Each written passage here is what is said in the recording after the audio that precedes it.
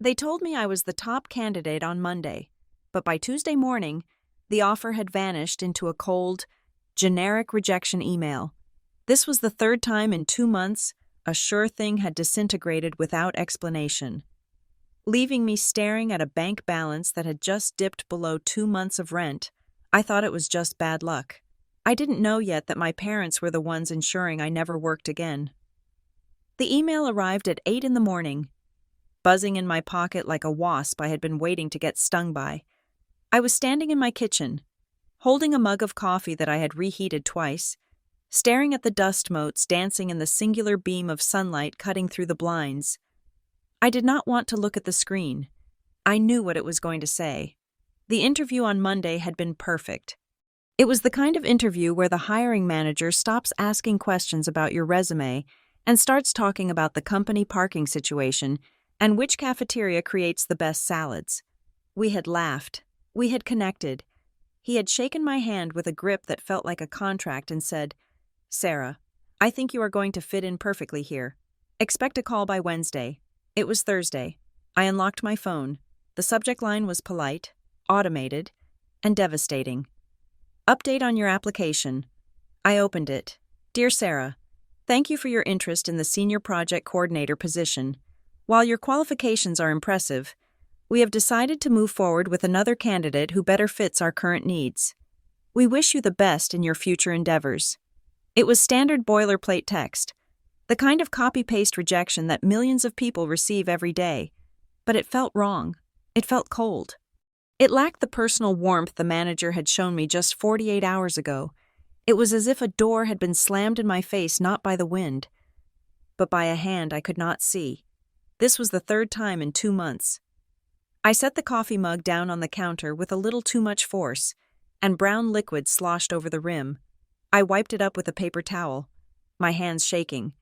The first rejection had been a surprise. The second had been a disappointment.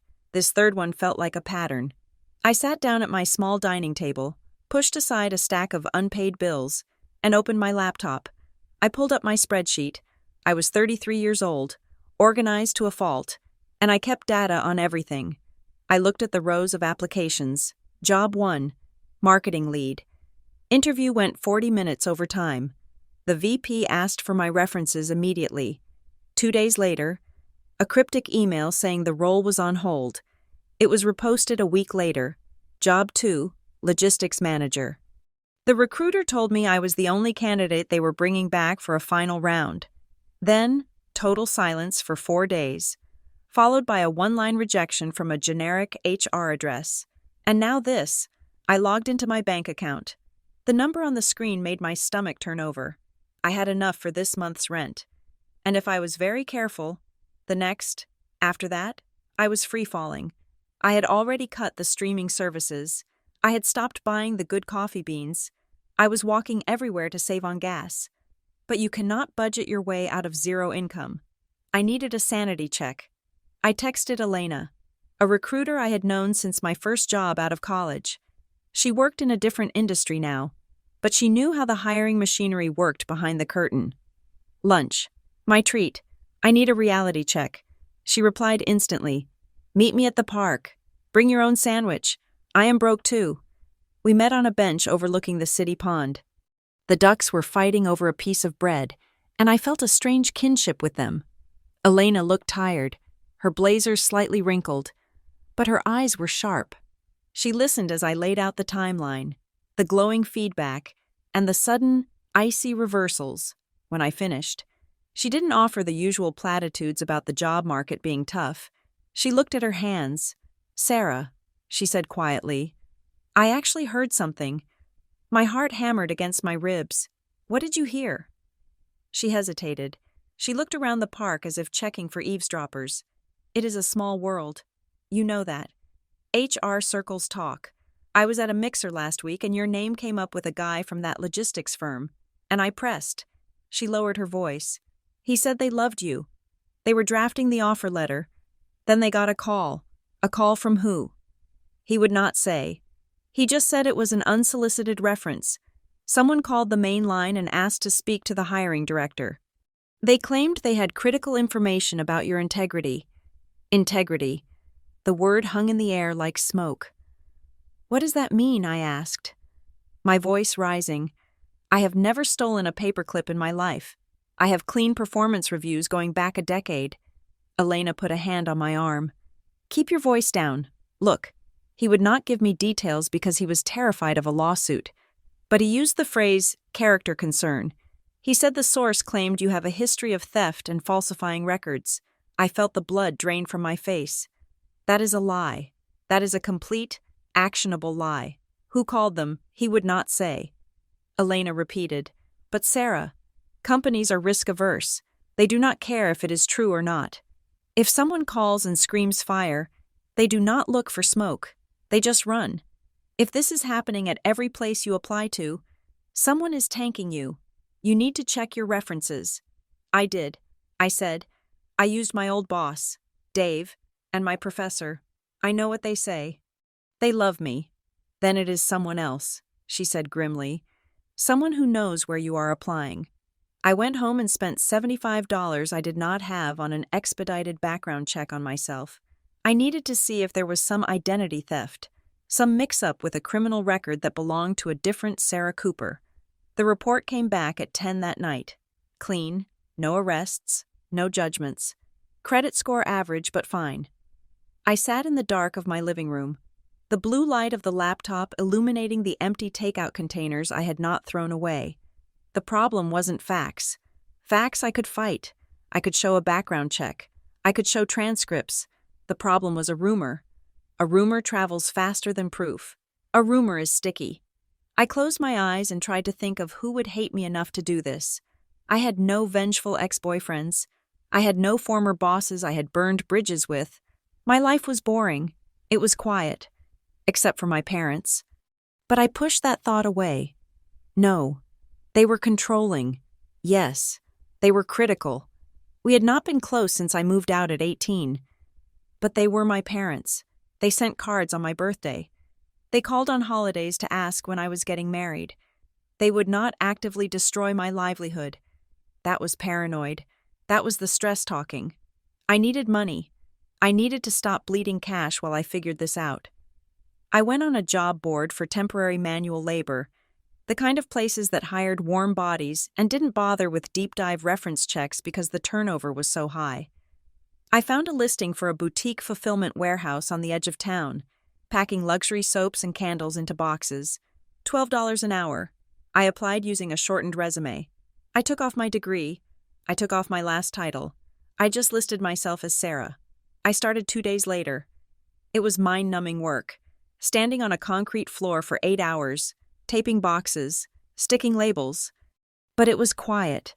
No one asked me about my 5-year plan. I kept my head down, wore a baseball cap, and did the work twice as fast as the teenager next to me. For 2 days, I felt a strange sense of relief. I was exhausted. My feet throbbed, but I was earning money. I was under the radar. On the 3rd day, the floor supervisor, a man named Gary who wore a clipboard like a shield, waved me over. "Sarah, look, can you come to the office for a second?" I wiped my hands on my jeans and followed him. I thought he was going to compliment my speed. I had packed 200 boxes that morning. We walked into the glass-walled cubicle he called an office. He didn't sit down. He stood behind his desk, looking uncomfortable. "I'm going to have to let you go," he said. I stared at him. Why I am the fastest packer you have. "Look, we run a tight ship here," Gary said, avoiding my eyes. "We have a lot of high-value inventory, small items, expensive stuff." "I haven't touched anything," I said, my voice trembling. "You have cameras everywhere. Check the footage. It is not about what you have done yet," he said, crossing his arms. "It is about the risk. We got a call this morning." The room seemed to tilt sideways. "A call," I whispered. "Yeah. Someone called the owner. Said we should check our inventory. Said you have a history of taking things and disappearing. Said you charm people and then rob them blind." I felt a hot flush of humiliation crawl up my neck. That is a lie. Who called? I have a right to know who is slandering me. Gary shook his head. "I cannot get into that. We are an at-will employer. It is just not working out. Hand in your badge." I stood my ground. The anger was starting to override the shock. Gary, think about this. Why would I steal soap? I'm here to work. If you fire me based on an anonymous phone call, that is wrongful termination. I want the number. He sighed, looking annoyed now. It was not anonymous. Okay. The owner took the message. He said it sounded credible. He said the lady sounded like a concerned mother looking out for us. The air left my lungs. A concerned mother. I froze. The noise of the warehouse, the tape guns, the forklifts, the radio playing pop music faded into a dull roar. I knew that voice. I knew that tone. It was the tone of a woman who brings a casserole to a funeral and whispers about the deceased's drinking problem.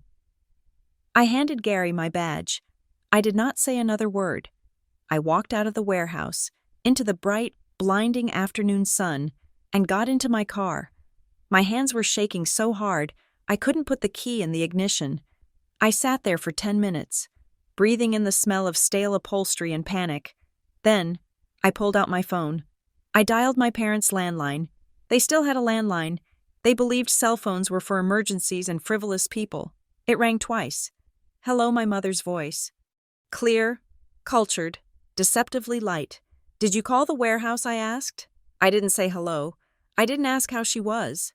There was a pause that lasted exactly 2 seconds too long. Sarah. Is that you? You sound frantic. Dear, did you call my job? I repeated, my voice cracking. Did you tell them I was a thief? Another pause.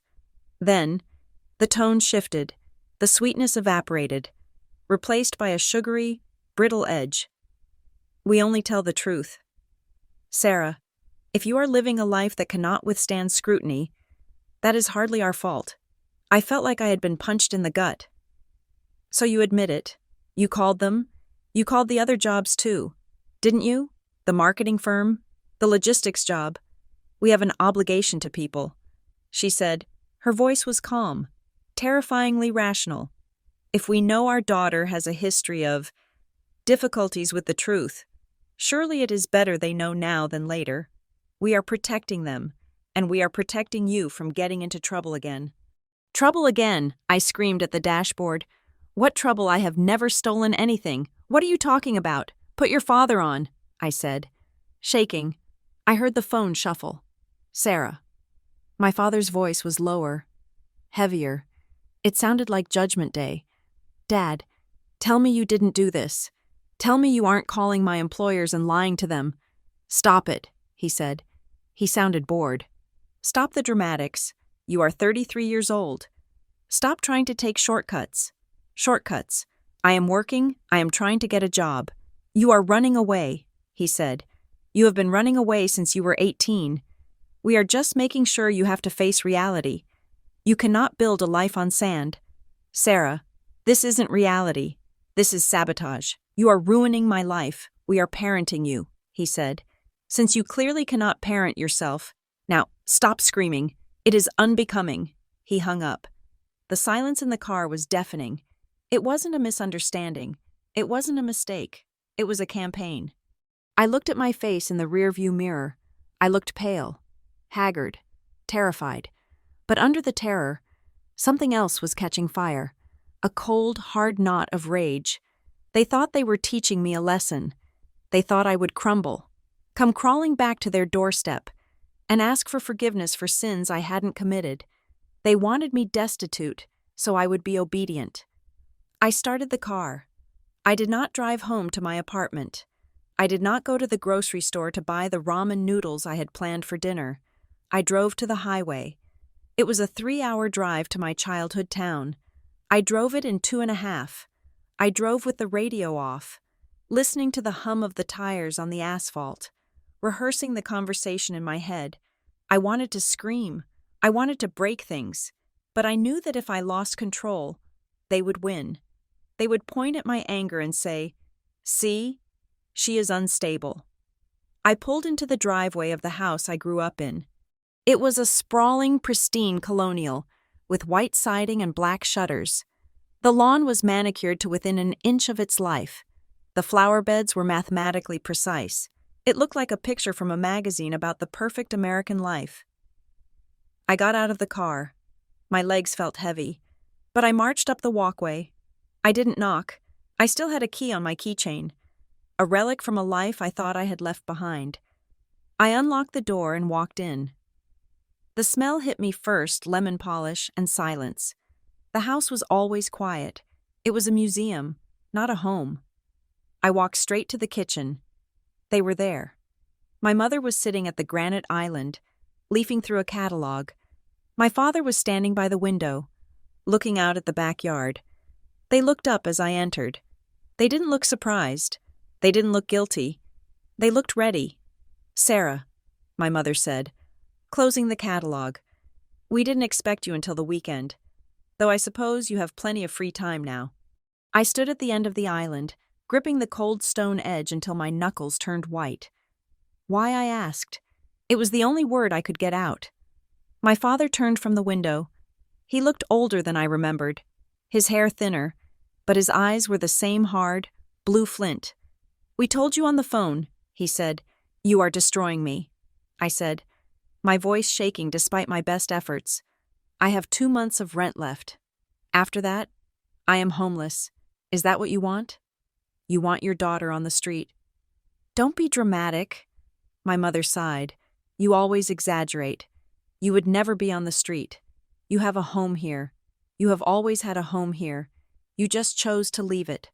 "I left 15 years ago," I shouted. "I am an adult." "And look at you," she said, gesturing vaguely at my outfit, my jeans and the t-shirt I had worn to the warehouse. "You look exhausted. You look thin. You are failing. Sarah, we are just helping you see it faster so you can stop struggling and accept help." Helping. I laughed, a short, hysterical sound. "Calling my bosses and telling them I am a thief is helping. It is the truth," she said simply. "What truth?" I demanded. "What did I ever steal?" She pursed her lips. "You know what you took." I stared at her. I honestly had no idea what she was talking about. This was the gaslighting. This was the game. They threw out an accusation so vague you couldn't refute it, and then they acted like your confusion was proof of your guilt. "I didn't take anything," I said, measuring every word.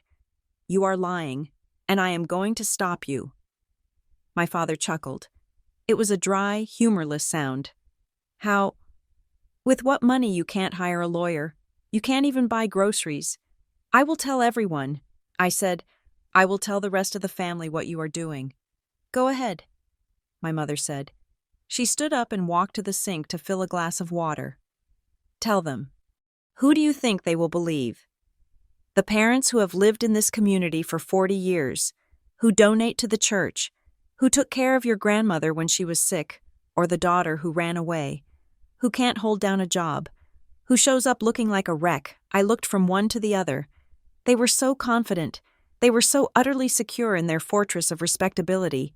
"You are evil," I whispered. My mother took a sip of water. "We are parents. We do what is necessary." I turned around. I couldn't breathe in that house. The air felt thin, like they had sucked all the oxygen out of it. I walked to the door. My hand was on the knob when my mother spoke again. "You can't get hired without us anyway," she called out. Her voice was cheerful, almost singing. I froze. Without us. Not in spite of us. Without us. It sounded like they weren't just blocking me. It sounded like they thought they owned the gate. I slammed the door behind me. I ran to my car, gasping for air. I needed to get away. I needed to go somewhere they couldn't reach me. But where? They knew my apartment address. They knew my phone number. Then I remembered. Grandma, my father's mother. She lived in a small assisted living apartment about 20 minutes from their house. They visited her on Sundays for exactly 1 hour. They treated her like a fragile antique that needed to be dusted and ignored. But I remembered something else. I remembered that when I was 10, and my father had grounded me for a month for losing a mitten, Grandma had slipped me a chocolate bar and winked. I drove. The sun was setting now, casting long, bruised shadows across the suburban lawns.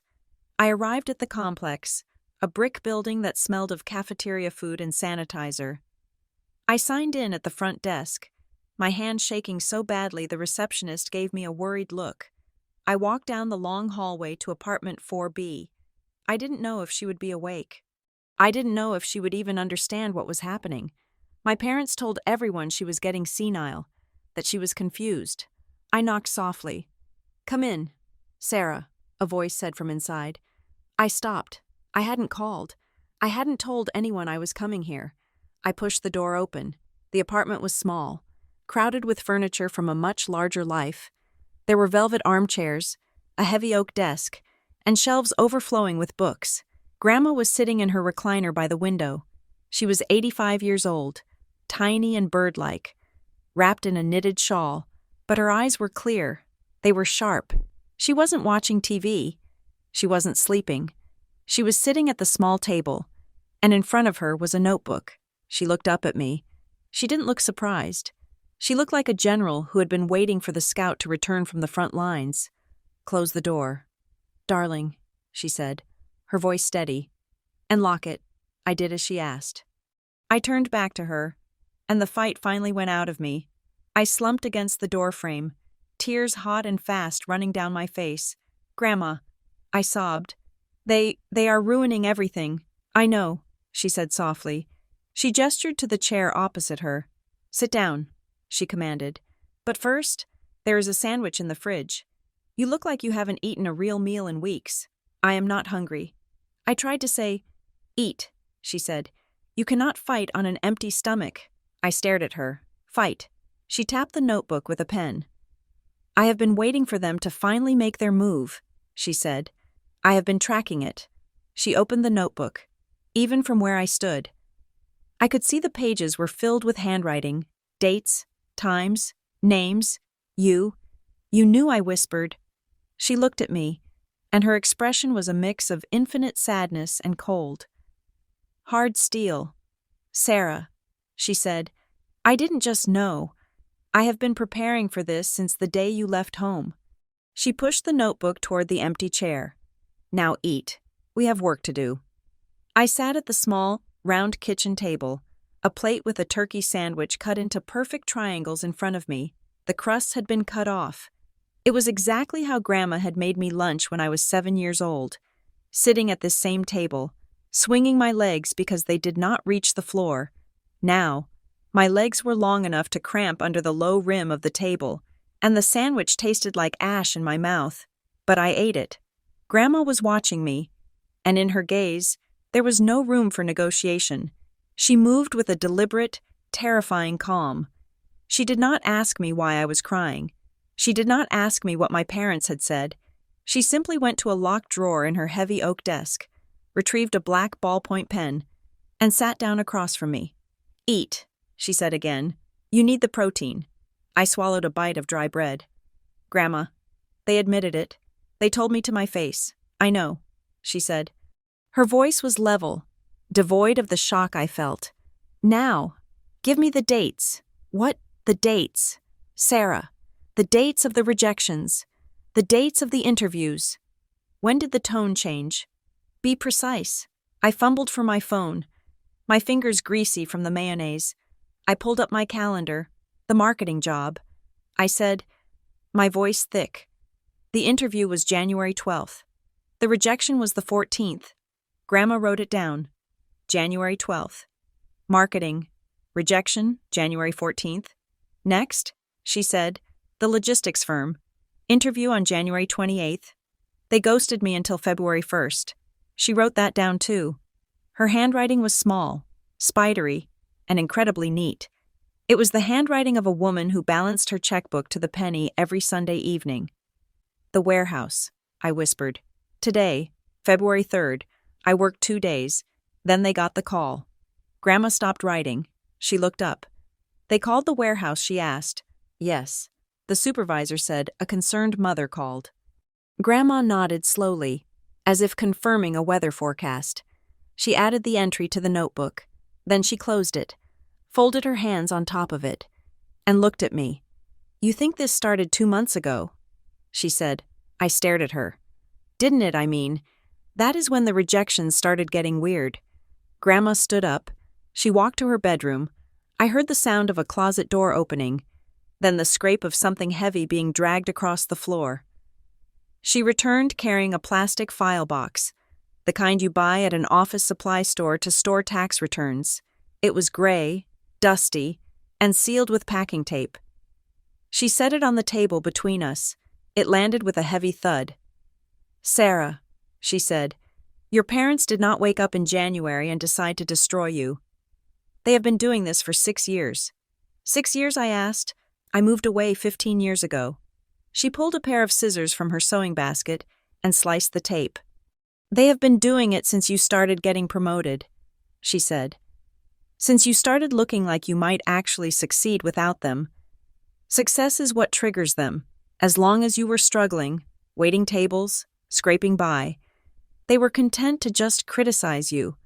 But the moment you started climbing, that is when the calls started. She opened the box. Inside, there were stacks of papers, not just loose papers, but envelopes, printed emails, and handwritten logs on yellow legal pads. I have been keeping this for the day you finally got tired of being polite, she said. I reached into the box and pulled out a sheet of paper from near the top. It was a printout of an email from a landlord I had rented from 4 years ago. I remembered him, Mr. Henderson. He had been nice at first, and then, suddenly, he had refused to renew my lease. He had told me he was selling the building. I read the email. It was addressed to my grandmother. Dear Mrs. Cooper, per your request, I am writing to let you know that your son called me again on Tuesday. He expressed concern that Sarah might be using the apartment for illegal activities. He mentioned something about drug storage. I know you say this is a family dispute, but I cannot have that kind of risk on my property. I am going to have to ask her to leave. My hands started to shake. Drug storage. I have never touched a drug in my life. I know. Grandma said. I looked at her. Mr. Henderson told me he was selling the building. He lied. Grandma said he was afraid. He did not want to get involved in a lawsuit, so he made up an excuse to get you out. I called him afterward. I tried to explain. But once the poison is in the water, people stop drinking it. I dug deeper into the box. There was a log from a dental clinic where I had applied for a receptionist job 3 years ago. October 4th. Call from Mrs. Cooper. Claims Sarah was fired from previous job for stealing petty cash. Claims there is a police report pending. I dropped the paper. Stealing petty cash. They always use theft. Grandma said, it is clean. It is hard to disprove quickly, and it scares employers to death.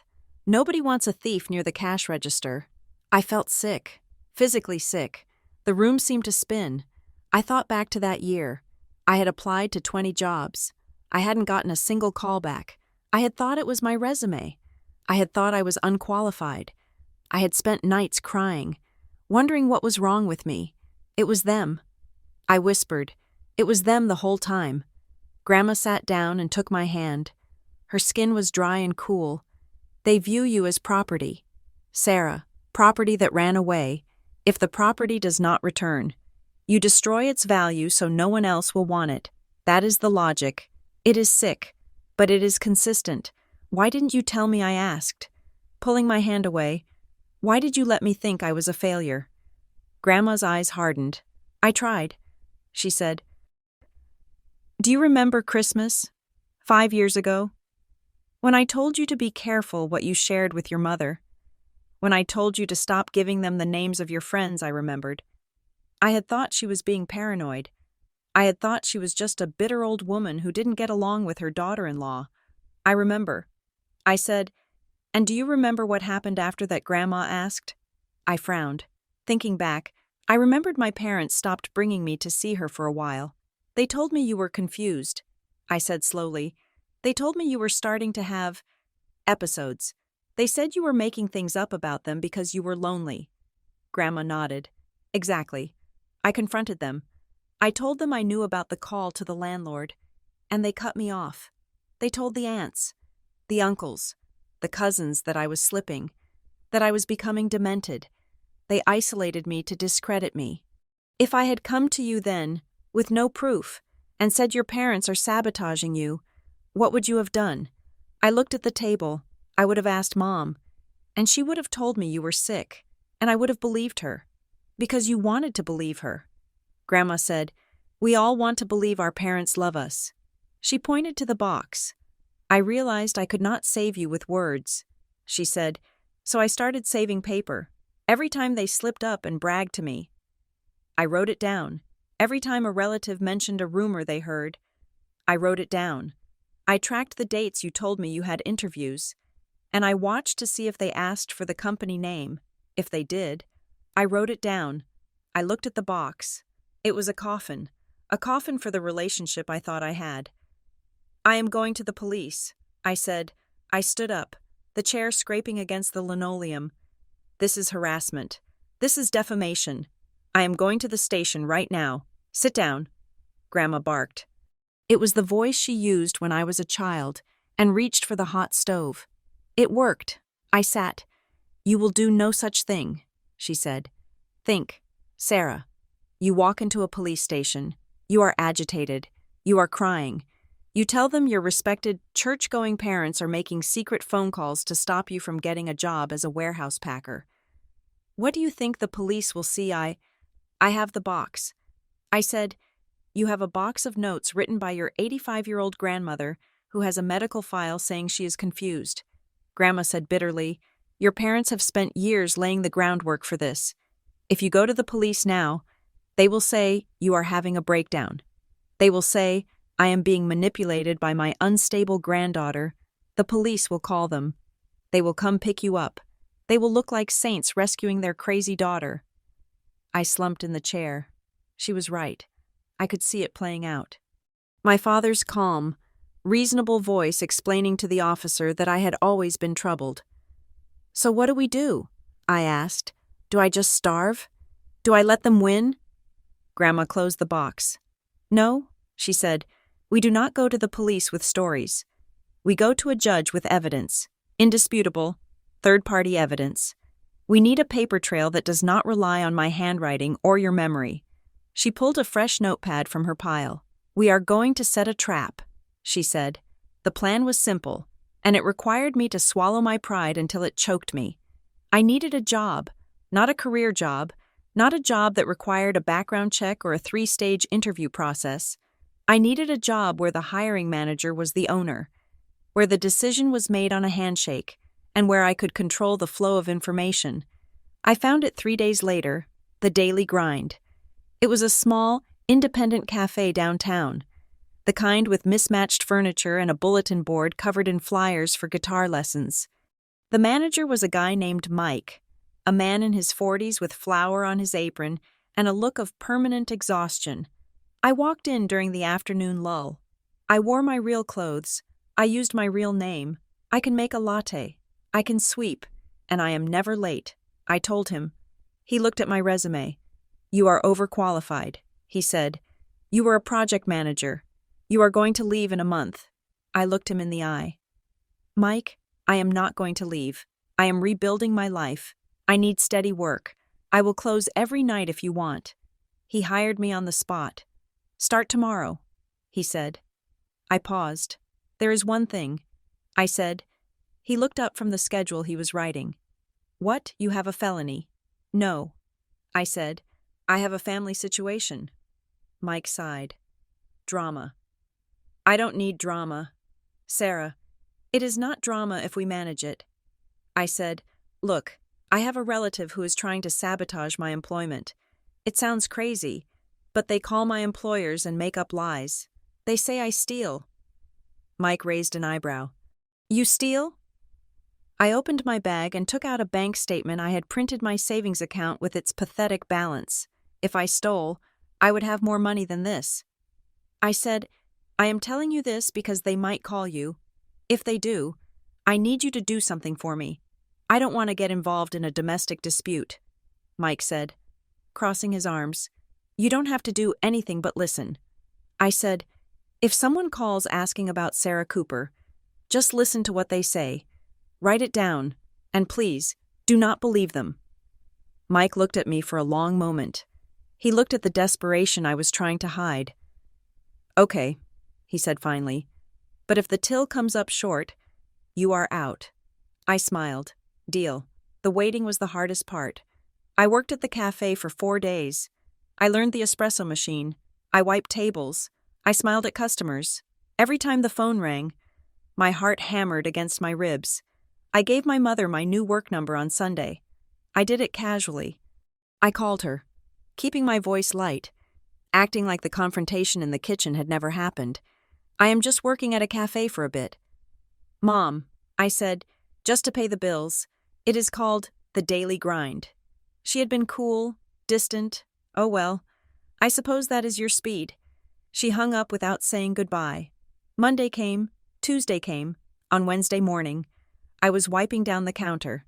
Mike was in the back office, counting the cash for the deposit. The phone rang. I stared at it. Mike, I called out. He stuck his head out. I think this is it, I whispered. He looked at the phone, then at me. He wiped his hands on his apron and walked over. He picked up the receiver, the daily grind. This is Mike. I stood 5 feet away. Pretending to organize the sugar packets, I watched Mike's face. His expression went from bored to confused, and then to something sharper. He reached for a pen. Who is this calling? He asked. Pause. I see, he said. A concerned party. Okay. He looked at me. His eyes were wide. And you say she has a history of this? He asked into the phone. He started writing on the order pad. Uh-huh. She charms people. Right. My stomach twisted. It was the exact script, and she disappeared with the deposit Mike asked. He listened for a long time. Then he asked a question that wasn't in the script we had discussed. How do you know she drives a silver Honda? My blood froze. I hadn't told Mike I drove a silver Honda. He must have seen it in the parking lot. But the caller knew. Okay, Mike said. Well, I appreciate the warning. I will keep an eye on her. Thank you. He hung up. The cafe was silent except for the hum of the refrigerator. Mike ripped the page off the notepad and handed it to me. You weren't kidding, he said quietly. I took the paper. His handwriting was messy, scrawled in haste. Caller female. Did not give name. Claimed to be a former employer. Said Sarah Cooper is a thief. She will charm you and then rob you blind. She has a history of taking cash deposits. Said do not trust her with the keys. Said she is flighty. She will take off in that silver Honda of hers and you will never see her again. I read the words. They were violent in their intent. They were designed to starve me. Mike, I said, I swear to you. You don't have to swear, Mike said. He looked angry. That wasn't a former employer. How do you know? Because she asked if you were still wearing that blue scarf. Mike said, the one you wore on Monday. Employers don't ask about your wardrobe. Sarah, that was personal. That was someone who hates you. Can you write a statement? I asked. Can you write down exactly what happened? Mike nodded. I will write it. That was messed up. I took the note and finished my shift. I felt like I was walking through a war zone, but for the first time, I had a weapon. I went straight to Grandma's apartment after work. I slapped the note on the table. They took the bait, I said. Grandma picked up the note. She read it carefully, then she frowned. She asked about the blue scarf, Grandma asked. Yes, I wore it Monday. And the silver Honda. Yes, Grandma tapped her finger on the paper. Sarah, she said slowly, your mother does not know you drive a Honda. You drove the Toyota when you went to their house last week. You bought the Honda 2 months ago, after the Toyota broke down. You never told them. I stopped. She was right. I hadn't told them. We hadn't spoken about cars. Then how? I trailed off. And the blue scarf. Grandma said, that is the one I knitted for you. Yes, your mother hates that scarf. Grandma said, she calls it tatty. She would never notice it. I felt a chill go down my spine. Then who called? Grandma looked at me. Her eyes were dark. It wasn't your mother, she said. It was a woman, but it wasn't her. Someone else is helping them. I whispered. Grandma nodded. Someone who watches you. Someone who knows what car you drive and what you wear to work. We sat in silence for a moment. The circle of enemies had just gotten wider, and we didn't know who was in it. We need a lawyer, Grandma said, not to sue yet, but to tell us what we are looking for. The lawyer's name was David Park. Grandma found him. He wasn't a billboard lawyer. He was an employment specialist who worked out of a brownstone in the quiet part of the city. His office smelled of old books and leather, and he wore a cardigan that made him look more like a librarian than a litigator. We sat in his office, Grandma, me, and the box. David listened. He didn't interrupt. He let me tell the whole story, the interviews, the warehouse, the confrontation, the cafe trap. When I finished, he took off his glasses and rubbed the bridge of his nose. "It is a nightmare scenario," he said softly. "I am sorry you are going through this." "Can we sue for defamation?" I asked. "I have the note from Mike. I have the statement." David put his glasses back on. "Defamation is hard. Sarah, it is the hardest tort to prove. You have to prove that they made a false statement of fact, that they communicated it to a third party, and that it caused you damage." "We have that," I said, pointing to Mike's note. "They said I stole. I didn't steal." "Yes," David said. "But can you prove it was your parents? Mike didn't get a name?" The caller didn't identify herself. "If we take this to court, your parents will deny it. They will say, 'We never called anyone. Maybe Sarah has enemies,' without a recording or a caller ID log. It is hearsay." I felt the hope deflate out of me. "So we can't do anything. I didn't say that," David said. He leaned forward. "Defamation is hard because it often turns into a he said, she said. But in my experience, people who go to this length to destroy someone, they usually have a reason, a concrete reason. They just want to control me." I said, "They are narcissists." David nodded. "That may be true. But usually, when families destroy a child's financial independence, it is because they need that child to be dependent. Why to come home?" I said. David looked at Grandma. "Mrs. Cooper?" he said. "You have been taking notes for years. You mentioned in your call that there was a dispute about money." Grandma sat up straighter. "They claimed Sarah stole from her grandfather." She said. David's eyes sharpened. "Stole what money?" Grandma said. "They told the family she stole from his estate before he died." "And did she?" David asked. "No," Grandma said firmly. "He had nothing to steal. Or that is what they think." David tapped his pen on the desk. "If they are spreading rumors about theft, and they are actively blocking her from earning income." David paused. "It sounds like they are trying to force a financial collapse. Sarah, if you run out of money, where do you go?" "I have nowhere." I said. "I would have to go back to them." "And if you go back to them, what happens to your legal standing? What happens to your rights?" "I don't understand." I said. David looked at Grandma. "Is there a trust?" he asked. "Is there an inheritance that Sarah doesn't know about?" Grandma's face was unreadable. "We are not here to discuss my husband's will," she said tightly. "Mrs. Cooper," David said gently, "if there is money involved, if your son and daughter-in-law are trying to force Sarah into a position where she has to sign something, or waive a right, or access funds under their supervision that changes this from a family squabble to tortious interference with economic advantage, it gives us a motive." Grandma was silent for a long time. The clock on the wall ticked loudly. Finally, she looked at me. "They think there is no money," she said. "They think your grandfather died broke, but they know I have some control." She turned back to David. "My husband didn't trust them," she said.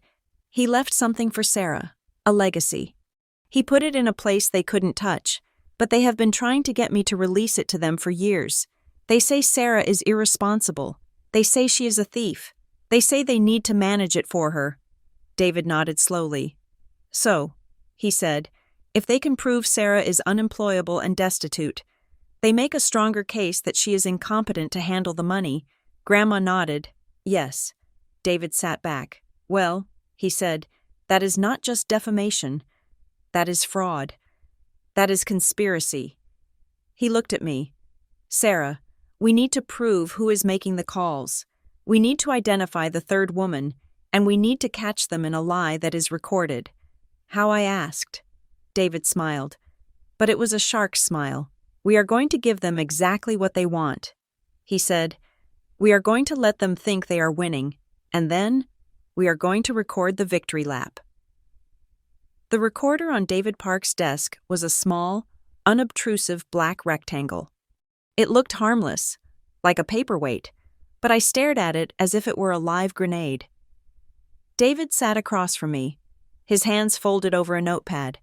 The blinds were drawn against the mid-morning sun, casting the room in a serious, dusty twilight. "We are in a one-party consent state." "Sarah," David said, his voice calm and measured. "That means as long as you are part of the conversation, you can record it without telling them. It is legal. It is admissible. But I want you to be ready. When people feel cornered, they do not usually apologize. They attack." I nodded. My throat felt like it was lined with sandpaper. I had spent 33 years trying to avoid conflict with my parents, trying to smooth over the rough edges of their criticism with compliance. Now, I was about to deliberately provoke the beast. "I am ready," I said. "Dial the number." David said, "Put it on speaker. Keep your voice steady. Ask simple, factual questions. Do not get drawn into an argument about feelings." We need admissions of conduct. I picked up my phone. My thumb hovered over the contact labeled Mom and Dad. I took a breath that rattled in my chest, and I pressed the green button. The ringing sound filled the quiet office. Once, twice, 3 times. "Hello," my mother's voice. She sounded out of breath, as if I had interrupted her in the middle of something important. "Hi, Mom," I said. "It is Sarah." "Oh," she said. The tone dropped instantly from busy to guarded. "We didn't expect to hear from you. Are you still working at that coffee shop?" "I am." I said, "I am calling because I need to ask you something directly, and I need you to tell me the truth." There was a pause. I could hear the faint sound of a television in the background. Fox News. It was always on. "What is it?" she asked. "Did you call the logistics company I applied to last month?" I asked. "Did you speak to the hiring manager and tell him I was a thief?" David leaned forward. His eyes locked on the recorder. "Sarah," my mother sighed. It was a long, beleaguered sigh, the sound of a martyr being asked to carry one more cross. "We didn't tell them you were a thief. That is such a harsh word, but you called them." I pressed. "We warned them," she said. "There is a difference. We have a moral obligation." "Sarah, if we know you have a history of being careless with other people's property, we can't just let an innocent business owner walk into a trap. We are protecting them, and we are protecting you from the temptation." The admission hung in the air, captured forever on the digital file. "We warned them. Careless with property?" I asked, keeping my voice level despite the heat rising in my face. "What property? What are you talking about? You know what we are talking about," she said, her voice turning sharp. "Don't play innocent. It is unbecoming. I don't know. Actually, I have never stolen anything." "You stole from this family," she snapped. "You stole our trust. And you stole from your grandfather." I felt a shock of cold go through me. My grandfather. I loved him. I was the only one who visited him in the hospice. Before I could respond, I heard a shuffle on the line. My father had picked up the extension. "Is she still denying it?" His voice boomed. "Dad," I said, "did you call the warehouse? The one I worked at last week?" "Of course I did," he said. He sounded proud. He sounded like a man who had cleaned up a mess. "You have no business working in a place with inventory. We did them a favor. You got me fired." I said, "We got you stopped," he corrected. "Before you could make a mistake, you should be thanking us. You need to come home." "Sarah, you are clearly spiraling."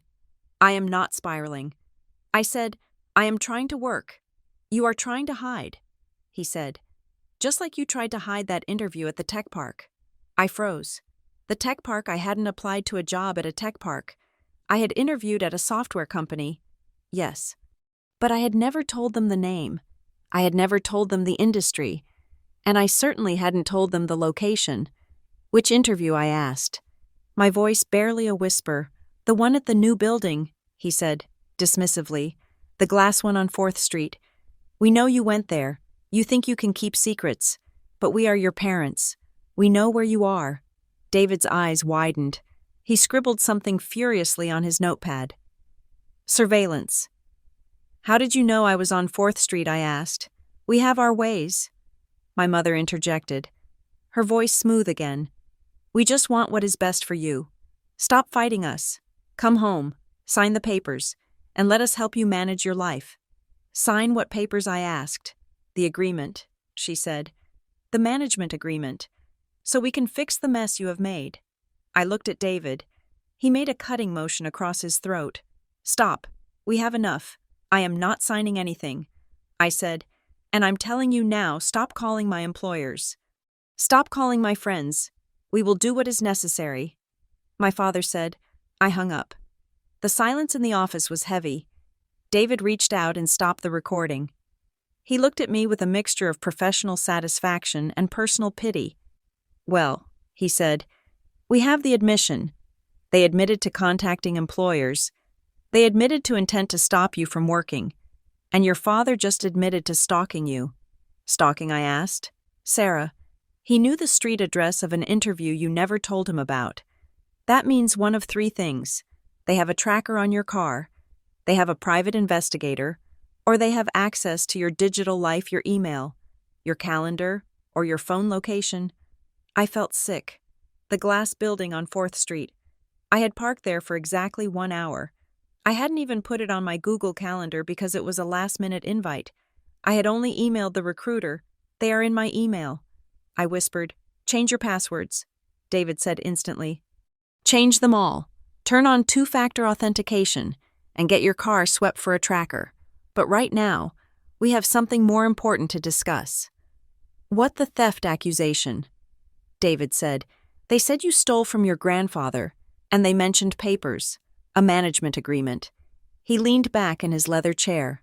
Sarah, people don't ask you to sign a management agreement for a bank account with $0 in it. They don't stalk you to prevent you from earning $12 an hour unless they are trying to force you into a position of total financial dependency. Why I shook my head? I don't know. Grandpa didn't have money. He was a mechanic. He lived in a small house. David tapped the desk. I want you to find out where that story comes from, he said. The story that you stole from him. That is the engine driving this whole machine. If we can dismantle that lie, we dismantle their justification. I knew who to ask. Carol Higgins. She wasn't a relative, but she might as well have been. She had been my grandmother's best friend for 40 years and my mother's bridge partner for 20.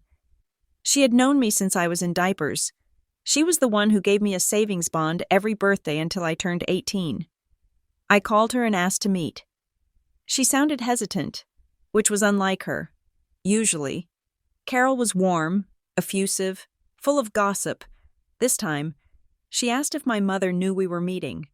I told her no. We met at a park halfway between the city and the suburbs. I didn't want to be indoors. I felt like I needed escape routes. Carol sat on a bench, clutching her purse. She looked older, frailer. When I sat down, she didn't hug me. She gave me a tight, pained smile. You look thin. Sarah, she said, I am okay. Carol, I am working hard. She nodded, looking at the ducks on the pond. Your mother says you are having a hard time. She says you are struggling with your mental health. I took a deep breath.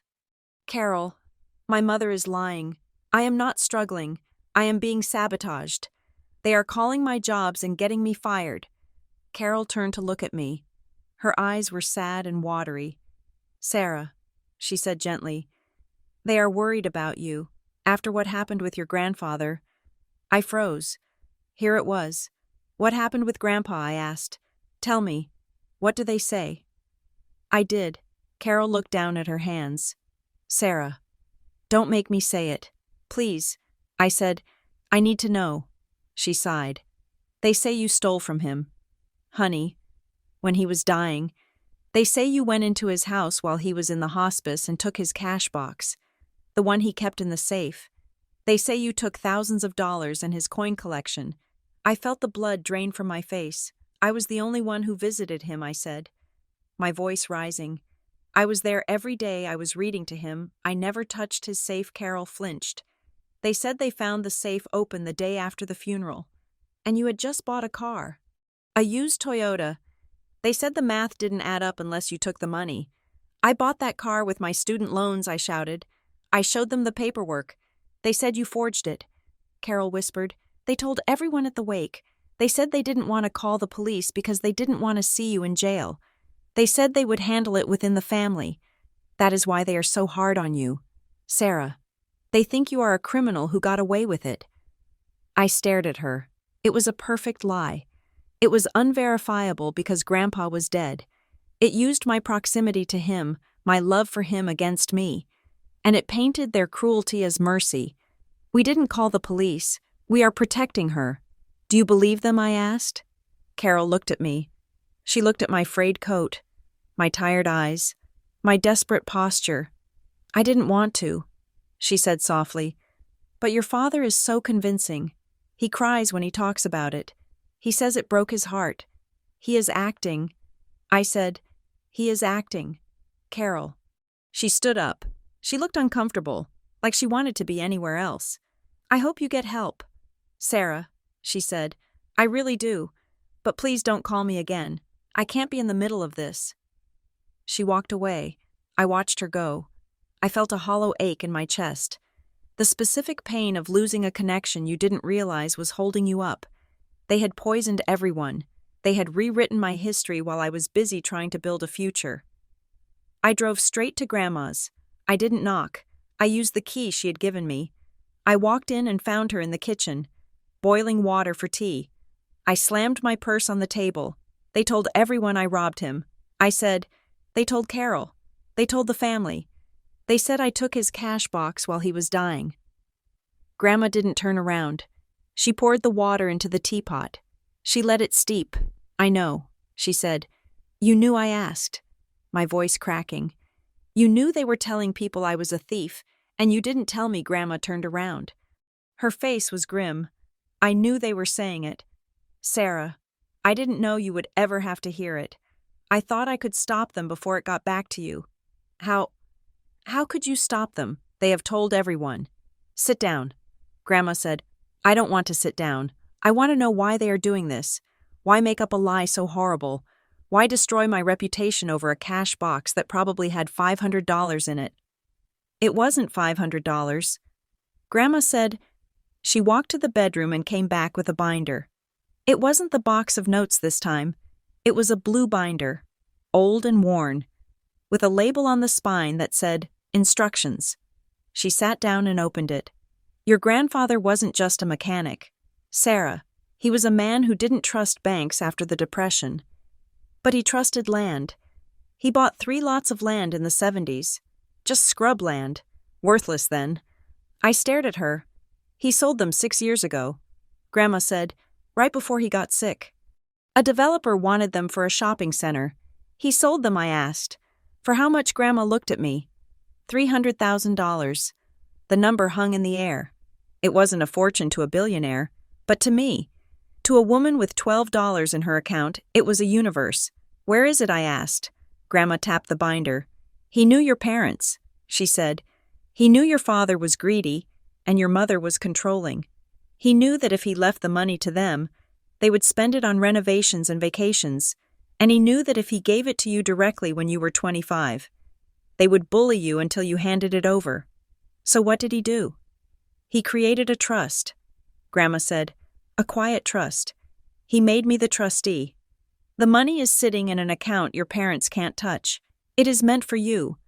But there is a condition. What condition? I can only release it to you when I deem it safe. Grandma said, or upon my death. My mouth fell open. That is why?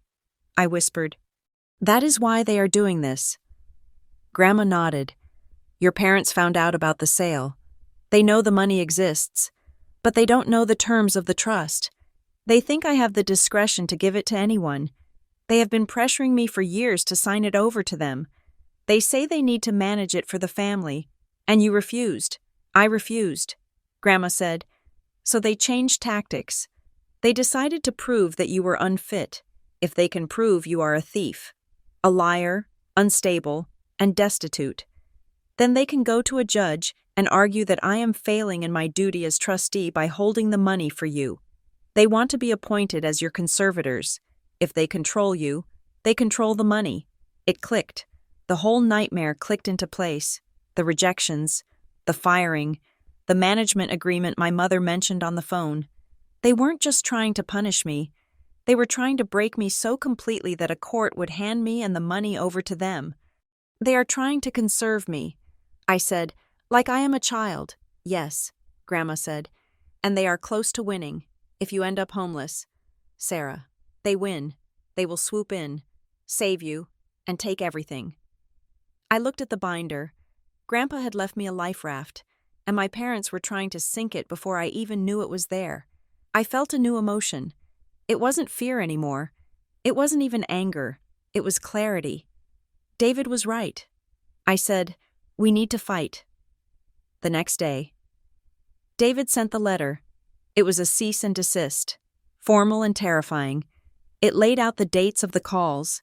It cited the recording where my mother admitted to warning employers. It demanded they stop contacting my employers, stop surveilling my movements, and stop spreading false statements about my character. It mentioned tortious interference and defamation per se. I thought it would scare them. I thought they would back down. I was naive. 2 days later, my phone blew up. Not with calls from my parents, but with texts from cousins I hadn't spoken to in years. "Sarah, are you okay? Mom said you are suing your parents." "Sarah, I heard you are harassing Aunt Linda for money. Please stop. They are heartbroken." "Sarah, don't contact us until you get help." I stared at the screen. They had flipped the narrative instantly. The cease and desist wasn't a warning to them. In their story, it was proof of my aggression. Sarah is suing us. Sarah is demanding money. Sarah is harassing us. I was losing the family. Every text was a door closing. I sat in my apartment. My lease was up in 3 weeks. And I still hadn't found a new place, and I felt the old loneliness wash over me. The feeling of being the black sheep. The feeling that no matter what I did, I was the villain in their story. I called the landlord of my current building. I needed to know if I could stay month to month. He answered on the second ring. "Mr. Henderson?" I asked. "No, wait, Mr. Henderson was the old landlord. This was Mr. Bavaro." "Hi, Sarah," he said. His voice was tight. "I was actually going to call you." "Oh, yeah. Look, we can't renew the lease, and we can't do month to month." Why, I asked.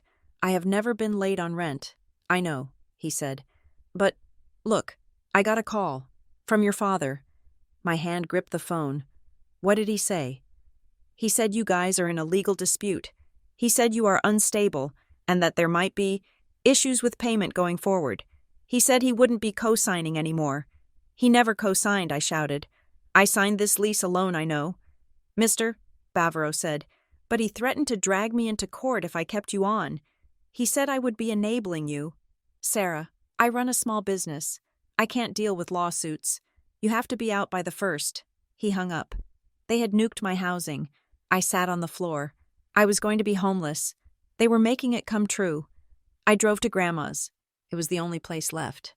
I walked in, looking like a ghost. They got to the landlord. I said hollowly, "I have 3 weeks." Grandma looked at me. She didn't offer sympathy. She stood up and walked to the bookshelf. She pulled down a heavy gray book. It wasn't a book. It was a safe, disguised as a dictionary. She opened it.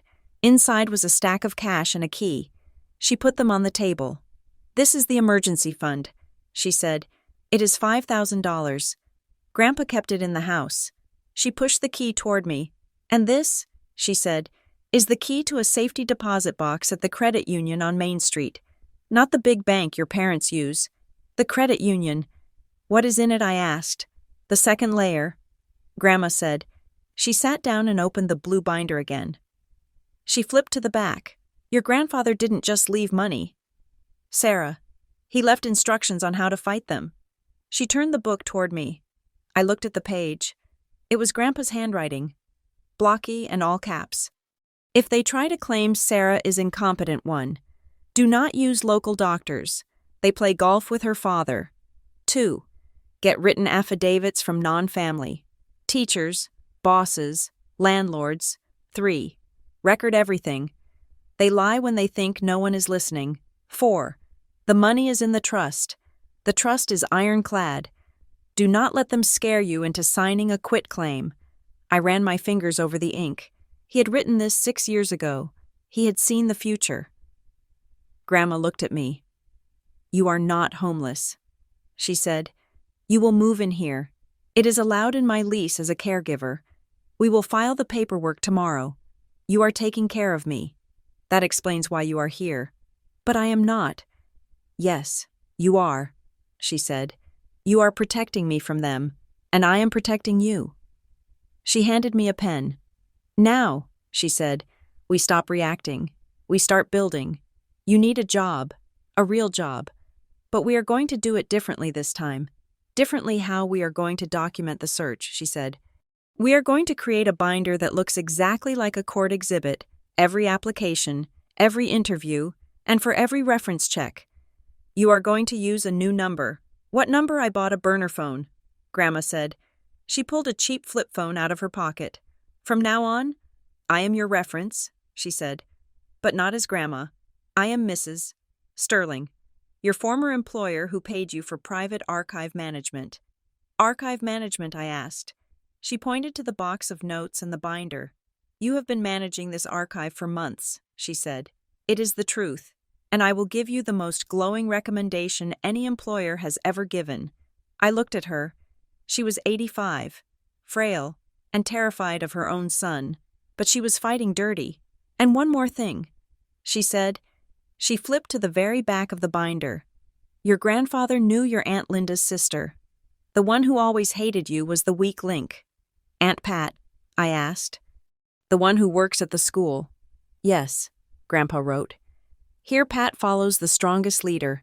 If the parents look weak, Pat will flip. Grandma looked up. We need to find the woman who is helping them make the calls. She said, the one Mike heard at the cafe. I think it is Pat. I said, it makes sense. She has that same voice, that sweet, fake concern. Then we are going to catch her. Grandma said. She pushed the burner phone toward me. We are going to bait the trap again, but this time, we aren't just going to catch a voice, we are going to catch a name. David Park tapped a pen against his chin. Staring at the map of connections we had drawn on a legal pad, we had my parents at the center, a dark, gravitational black hole. Orbiting them were the flying monkeys, the relatives, the landlords, the family friends who had been poisoned by their narrative. But there was one satellite that was active, one that was doing more than just gossiping. We need the name of the woman who called the cafe. David said, the one who knew about the blue scarf, the one who pretended to be a former employer. I know who it is. I said, I can feel it. It is my Aunt Pat, my mother's younger sister. David looked at me. Why her? Because she has always been the beta to my mother's alpha. I said, she is desperate for approval. She repeats everything my mother says, but louder, to prove she is part of the inner circle, and she works in school administration. She knows how to make a reference call sound official. Suspicions are not evidence. Sarah, David reminded me, we need her voice on tape, identifying herself or giving us enough details to pin it on her, and we need it to be legal, so we set another trap. I said, this time, we didn't use a coffee shop. We used a fortress. David had a contact, a woman named Elena, who ran a small but respected nonprofit focused on adult literacy. She was the kind of woman who had zero tolerance for bullies. David explained the situation to her, not the whole sprawling family saga, but the specific legal need to catch a defamer in the act. Elena agreed to help. I submitted a resume to her nonprofit. It was a real application for a job that didn't exist. Elena listed herself as the hiring manager. We waited. I told my mother about the opportunity during a brief, icy phone call on Tuesday. I made it sound perfect. It is a program director role. Mom, I said, it is exactly what I want to do. The manager is named Elena. I think I have a really good shot. I heard the pause, the intake of breath. Well, she said, her voice dripping with skepticism, I hope they check your background thoroughly. You know how you get overwhelmed. I hung up and texted Elena. The bait is in the water. The call came on Thursday afternoon. Elena recorded it. She invited me to her office to listen to the file. I sat in a chair opposite her desk, my hands sweating. David was there, too, leaning against the wall. Elena pressed play. "Good afternoon. This is Elena." "Hello. Elena, I am calling regarding an applicant named Sarah Cooper." The voice was smooth, professional, and terrifyingly familiar. It wasn't my mother. It was lighter, breathier. "Yes, I am reviewing her application now," Elena's voice said on the recording. "Who is this?" "My name is Patricia," the voice said. "I am a family advocate who has worked with Sarah in the past. I wanted to reach out informally because I saw she applied to your organization, and I know you do sensitive work with vulnerable populations." My stomach dropped. Family advocate? She had given herself a title. "I appreciate the call." "Patricia," Elena said, her voice neutral. "What is your concern?" "Well," Aunt Pat said, lowering her voice to a confidential whisper, "Sarah is a lovely girl, really, but she can be dangerous, not violent, exactly, but emotionally unstable. She creates chaos. At her last position, there were issues with missing funds, though nothing was proven. I just thought you should know. She tends to prey on kindness." "Missing funds?" Elena asked. "That is a serious accusation." "I know." Pat sighed. "It breaks my heart to say it, but we have to protect the community. Don't we? She charms people, and then when the discrepancies start, she plays the victim. I would hate for a nonprofit to suffer a loss." "Thank you, Patricia," Elena said. "I will take that into consideration." The recording ended. I sat in silence. I felt a unique kind of betrayal. Aunt Pat had taught me how to braid my hair. She had given me my first diary, and here she was, methodically destroying my livelihood to a stranger, using the language of care to twist the knife. "It is her," I said. "That is Aunt Pat." Elena slid a piece of paper across the desk. I signed a sworn affidavit. She said, identifying the time of the call, the content, and the fact that it was unsolicited. "It is evidence of tortious interference." David nodded. "It is perfect. Now, what do you want to do with it?" I stood up. "I want to look her in the eye." I said, I caught Aunt Pat leaving the elementary school where she worked as a vice principal. It was 4 o'clock, and the parking lot was emptying out. She was walking to her car, fumbling with her keys, looking tired and harmless in her beige trench coat. "Aunt Pat." I called out. She jumped.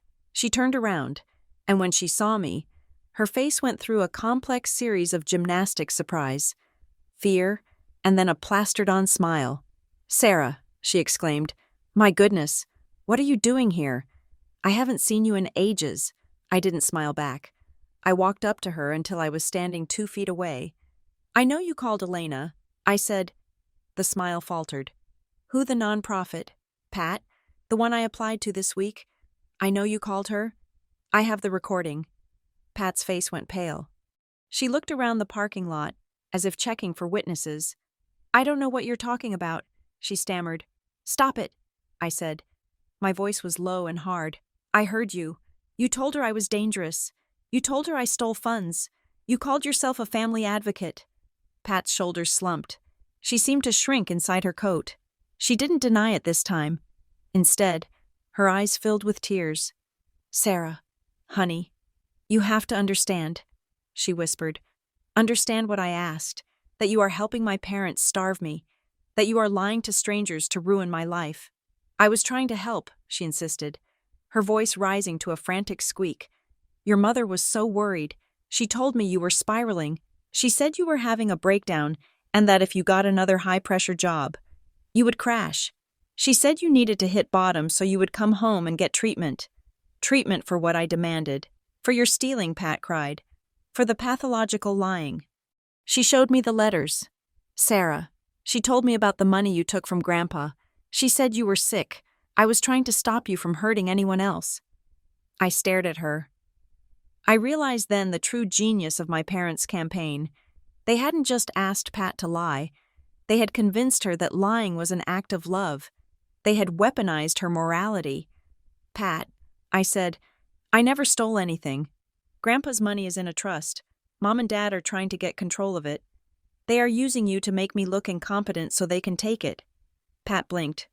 "What? No. That isn't true. Your mother said—" My mother lied. I said, "And you didn't ask a single question. You just picked up the phone and destroyed your niece because it made you feel important." "That is not fair," Pat sobbed. "I love you." "If this is love," I said, "I want nothing to do with it." I turned to walk away. "Sarah," she called after me. "Sarah, please. Your mother said she was paying for your apartment. She said she paid for your college. She said you owe them everything." I stopped. I turned back. She said what? She said they paid for your community college. Pat said, wiping her nose with a tissue. "When you were starting out, she said they paid every dime and you never even thanked them. She said that is why you are so entitled." I looked at Pat. I looked at the desperate, confused woman who had let herself become a soldier in a war she didn't understand. "Goodbye, Pat," I said. I drove away. I didn't feel triumph. I didn't feel rage. I felt a profound, heavy grief. My family wasn't a support system. It was a cult. And my parents were the leaders. Everyone else was just following the scripture, terrified of being excommunicated. I went to Grandma's apartment. I told her what Pat had said. She sat in her chair, her hands gripping the armrests. When I mentioned the community college tuition, her expression darkened. "They told Pat they paid for it?" Grandma asked. "Yes," I said. "Pat thinks I am an ingrate because they supported me and I ran away." Grandma stood up. She walked to the closet, the one where she kept the old photo albums. She reached up to the top shelf and pulled down a small, metal lockbox. She brought it to the table and unlocked it with a key she kept on a chain around her neck. Inside were canceled checks, old ones, from 12 years ago. She fanned them out on the table. "Look at the payee," she said. I looked. "Oak Creek Community College. Look at the signature," she said. I looked. "Margaret Cooper, Grandma." "You paid it," I whispered. "I paid every cent." Grandma said, "Your parents refused. They said art and literature were a waste of time. They said if you wanted to go to school, you could pay for it yourself or get a loan. But I knew you wouldn't qualify for aid because their income was too high. So I paid it directly to the bursar. But," I stammered, "Mom told me they paid it. She told me they worked out a deal with you to funnel the money so it wouldn't affect my financial aid status. She made me write them a thank you letter." Grandma closed her eyes. A look of pure pain crossed her face. "They took the credit," she said softly, "and they let me pay. And they made you feel indebted to them for a gift I gave you. Why didn't you tell me?" I asked. "Because I didn't want you to hate them." Grandma said, "I thought if you believed they supported you, maybe you would have a relationship." I was wrong. I was trying to stitch together a cloth that was already rotten. I looked at the checks. They were proof of two things: Grandma's quiet, persistent love, and my parents' breathtaking entitlement. They had stolen her generosity and used it as a bludgeon to demand my loyalty. "We have to stop this," I said. "I don't want to just survive this. Grandma, I want to end it." Grandma nodded. She put the checks back in the box. "Call the lawyer," she said. David Park listened to the update about Aunt Pat and the tuition checks. He looked grim. "We have enough for a strong civil suit," he said. "Defamation, tortious interference, fraud. We can depose your aunt. We can subpoena your parents' financial records to prove they never paid the tuition. We can blow this wide open." I looked at the papers on his desk, the draft of the complaint. "But it will be public." "Won't it?" I asked. "Yes," David said. "Civil suits are public record. The allegations, the testimony, it will all be out there, and your parents will fight. They will drag your name through the mud before they settle. They will bring up every mistake you ever made, every bad breakup, every lost job. They will try to prove their defense that you are unstable." I thought about it. I thought about standing in a courtroom while my father listed my flaws to a jury. I thought about the local newspaper picking up the story. Local family in legal war over inheritance. "I don't want that," I said. "I don't want to be the girl who sued her parents. I don't want my life to be a spectacle." "Then what do you want?" David asked. "I want them to stop. I said. I want them to sign something that says they lied, and I want them to leave me alone forever. David nodded. He understood. Then we need leverage that is stronger than a lawsuit, he said. We need to present them with a choice settled quietly on our terms, or face total, public humiliation that they cannot control. We were strategizing the next move when my phone buzzed. It was a text from my mother. Sarah, your father and I have been doing a lot of praying. We realize things have gotten out of hand. We want to put this behind us. Please come to dinner on Friday. Just us. No yelling. Just family. We want to forgive and move forward. I showed the text to David. Forgive, he scoffed. Notice the language. They are forgiving you. They are still framing this as your fault. It is a trap, I said. Of course it is, David agreed. But traps can be useful if you know where the spring is. Should I go? David looked at me. If you go wired. You go with the intention of getting the final piece of the puzzle. They want to move forward. Find out what the price is. I drove to the house on Friday night. I wore a blazer. I looked professional. I felt like I was going into a lion's den armed with a chair and a whip. My phone was recording in my pocket. Grandma's burner phone was in my purse, just in case. The house smelled of pot roast and denial. My mother opened the door. She hugged me. It was a stiff, performative hug, but she was smiling. I am so glad you came. Sarah, she said. My father was in the living room, pouring wine. He handed me a glass. Let's not talk about the unpleasantness until after we eat, he said. We ate in the dining room.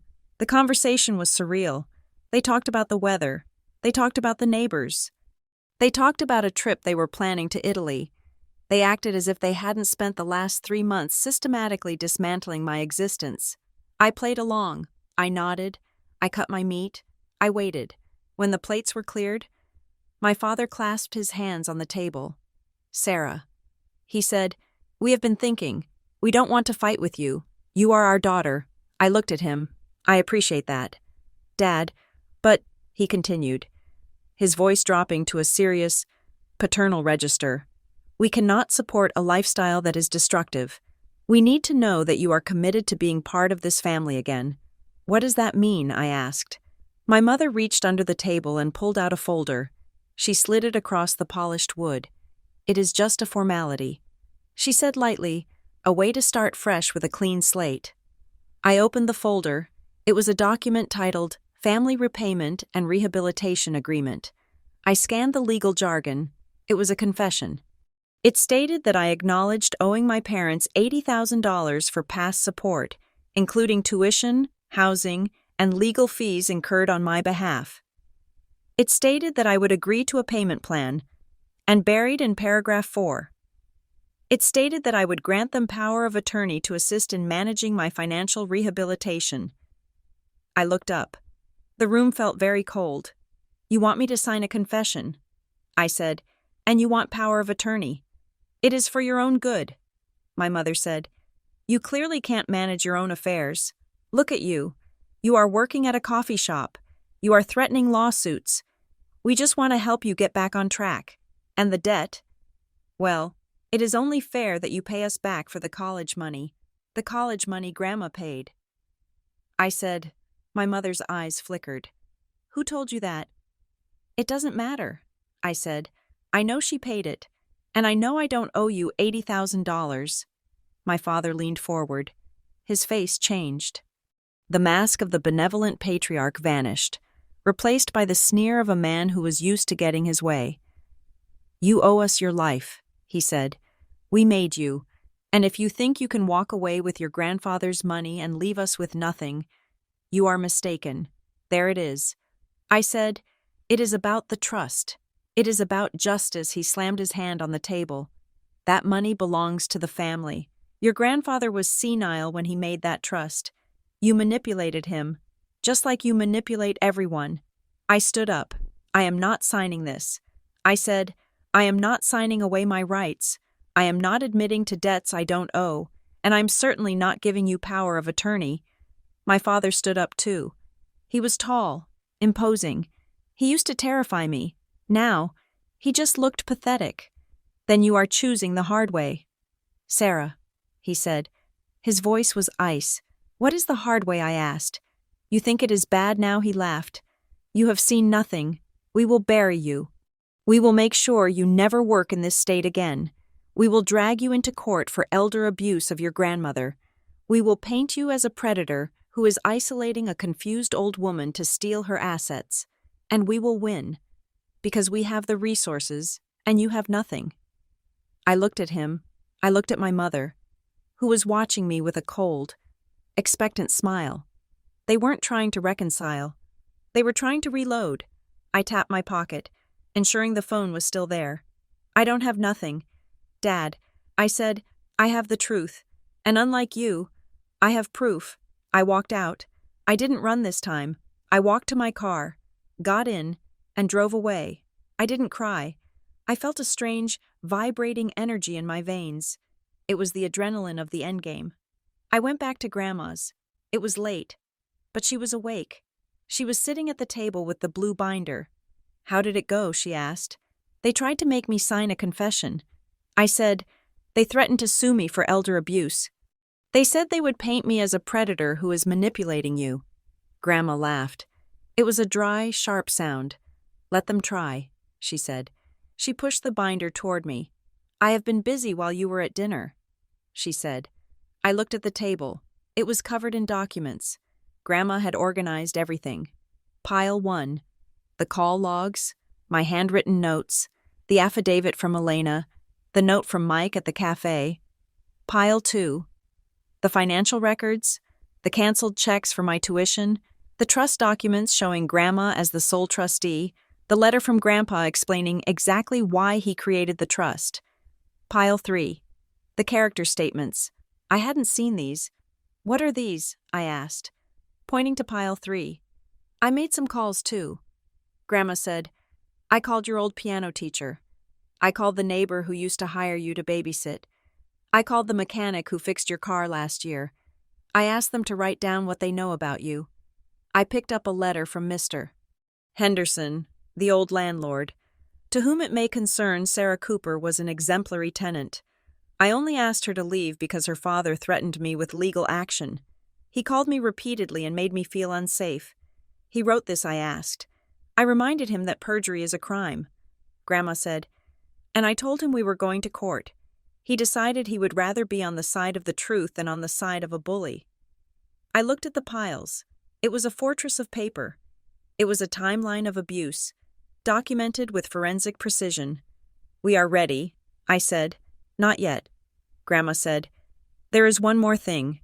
She reached into the pocket of her cardigan and pulled out a small, sealed envelope. Your grandfather wrote a final letter. She said, he told me to give it to you only when you were ready to face them. I took the envelope. It was yellowed with age. For Sarah. It said on the front. Read it later. Grandma said, right now, we need to organize. We need to build a package that no mediator, no judge, and no family member can ignore. We are going to put it all in chronological order. We are going to bind it, and we are going to present it to them not as a threat, but as a fact. We spent the rest of the night working. We punched holes. We highlighted dates. We transcribed the recordings. We built the case not with emotion, but with cold, hard data. By 3 a.m, we had a binder that was 2 inches thick. It was titled, Timeline of Events, The Harassment of Sarah Cooper. I looked at it. It was heavy. It contained 6 years of my life. Grandma put her hand on top of it. They rely on chaos, she said. They rely on you being emotional and them being respectable. This binder strips away the respectability. It shows the mechanics of their cruelty. She looked at me. Tomorrow, we file the complaints. She said, the real ones. Not a cease and desist letter. We file with the State Workforce Commission. We file with the licensing board for your mother's real estate license, and we send a copy of this binder to their attorney. You want to go nuclear, I asked. No. Grandma said, I want to go public, but only to the people who matter. She tapped the cover of the binder. It is time to let the truth do the work. The paperwork was not dramatic. It was tedious. It was a stack of beige forms on a mahogany conference table, smelling faintly of toner and dust. David Park sat across from me, his pen hovering over the signature line of the final document. "This is the point of no return. Sarah," he said quietly, "once we file these, we are not just having a family dispute. We are inviting the state into your living room." I looked at the forms. One was addressed to the State Workforce Commission, alleging malicious interference with employment. The other was addressed to the State Board of Realtors. My mother had held a real estate license for 30 years. She didn't sell much anymore. Mostly she used it to gain access to listings before they hit the market and to judge people's furniture during open houses. But it was the cornerstone of her identity. It was her badge of community standing. "File them," I said. David nodded and signed his name as my counsel. "We are not doing this to ruin them," I reminded him, though a dark part of me whispered that ruin would be a fair trade for starvation. "We are doing this to create a record. If they ever try to claim I am incompetent or that Grandma is senile, this proves there was a pre-existing conflict. It proves we were fighting back." David slid the papers into a manila envelope. "I will have the courier run these over this afternoon," he said. "By 5 o'clock, there will be an official case number attached to your name." I felt a strange lightness as I walked out of his office. It was the feeling of dropping a heavy backpack after a 10-mile hike. For years, my parents had operated in the shadows, using whispers and phone calls. Now, I was dragging them into the fluorescent light of bureaucracy. The first crack in their armor appeared 3 days later, from a direction I had not expected. I was sitting at the kitchen table in Grandma's apartment, applying for a data entry job using the burner phone number. My email pinged. I froze when I saw the sender. James Sterling. He was the hiring manager for the logistics firm, the second job I had lost, the one where the offer had vanished into thin air. He was the man who had shaken my hand and told me I was a perfect fit, then ghosted me. I opened the email with trembling fingers. "Dear Sarah, I hope this email finds you well. I hesitated to write this, as I was advised by our legal counsel to let the matter lie. However, I recently heard through a mutual acquaintance in HR circles, Elena, at the Literacy Project, that you are compiling evidence regarding interference with your employment search. I have a daughter about your age. I have been losing sleep thinking about what happened with your application.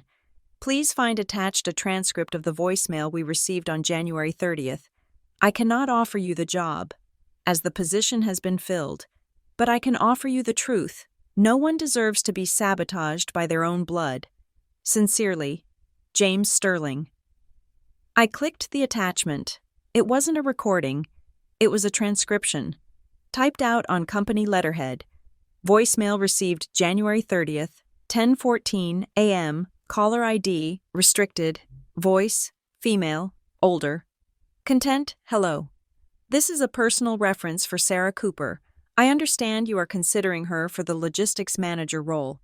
I feel obligated to warn you that Sarah left her last position due to a significant investigation regarding missing inventory. We did not prosecute because of family connections. But she is not safe around high-value goods. She is a pathological liar. Please do not tell her I called. She can be vindictive. I read it twice. Missing inventory, pathological liar, vindictive. It was my mother. I knew the cadence. I knew the specific way she used the word obligated to mask her malice. I printed the email. I held it in my hand, feeling the heat of it. This was it. This was the independent verification David had said we needed. It wasn't just my aunt admitting it under duress. It was a neutral third party confirming the sabotage in writing. I showed it to Grandma. She read it. Her lips pressed into a thin white line. "She called you vindictive," Grandma said softly. "That is projection. That is the purest form of projection I have ever seen." "It is evidence," I said. Grandma nodded. She went to the blue binder and punched holes in the paper. She filed it under Section 4 third-party confirmations. The binder was getting thick. My parents must have sensed the shift in the wind, or perhaps the licensing board had sent them a notification of the complaint. They didn't attack me. They attacked the flank. I came home from my shift at the cafe on Tuesday afternoon to find Grandma sitting in her armchair, looking pale. Her hands were shaking so badly she couldn't hold her teacup. "What happened?" I asked, dropping my bag and rushing to her side. Grandma took a deep breath. She looked small, fragile, but her eyes were furious. The director of the facility came to see me. She said, "Mr. Henderson, a different Henderson." The facility manager, yes. He came in with the nurse. He asked me if I knew what day it was. He asked me if I knew who the president was. He asked me if I felt unsafe with my current roommate. I felt the blood boil in my veins. "They called him?" Grandma nodded. "Your father called him. He told Mr. Henderson that he was concerned I was being manipulated. He said I was being isolated by a family member who was financially unstable and potentially abusive. He suggested I might need a cognitive assessment." I stood up, pacing the small living room. "That is low," I said. "Even for them, that is disgusting. They are trying to get you declared incompetent so they can invalidate your testimony, and so they can kick me out. They want to separate us." Grandma said, "If I am confused, then you are a predator. That is the narrative." "What did you tell him?" I asked. Grandma straightened her shawl. A glimmer of steel returned to her posture. "I told him that the president is sitting in the White House, that it is Tuesday, and that my granddaughter is the only reason I am eating 3 meals a day. I told him that if he received a call from my son, he should document it, because my son is currently the subject of a state investigation for harassment." I stopped pacing. "You told him that?" I did. Grandma said, "I told him that if he participated in my son's games, he would be hearing from my attorney." Mr. Henderson backed down. He apologized. Grandma said, "He looked terrified. He said he was just following protocol for a concern report." "But Sarah," it shook me. She looked at her hands. It shook me because, for a moment, I wondered if they were right. I wondered if I am old and foolish. That is what they do. They make you doubt your own mind. I knelt beside her chair. "You are the sharpest person I know." I said, "You are the general of this army. Do not let them take that from you." Grandma took my hand. She squeezed it with surprising strength. "I am not done," she said. She reached into the pocket of her cardigan and pulled out a folded document. "I went out while you were at work," she said. "I took a taxi to the lawyer's office. Not David, my estate lawyer. I looked at the document. Last will and testament of Margaret Cooper. I updated it." She said, "Grandma, you didn't have to do that."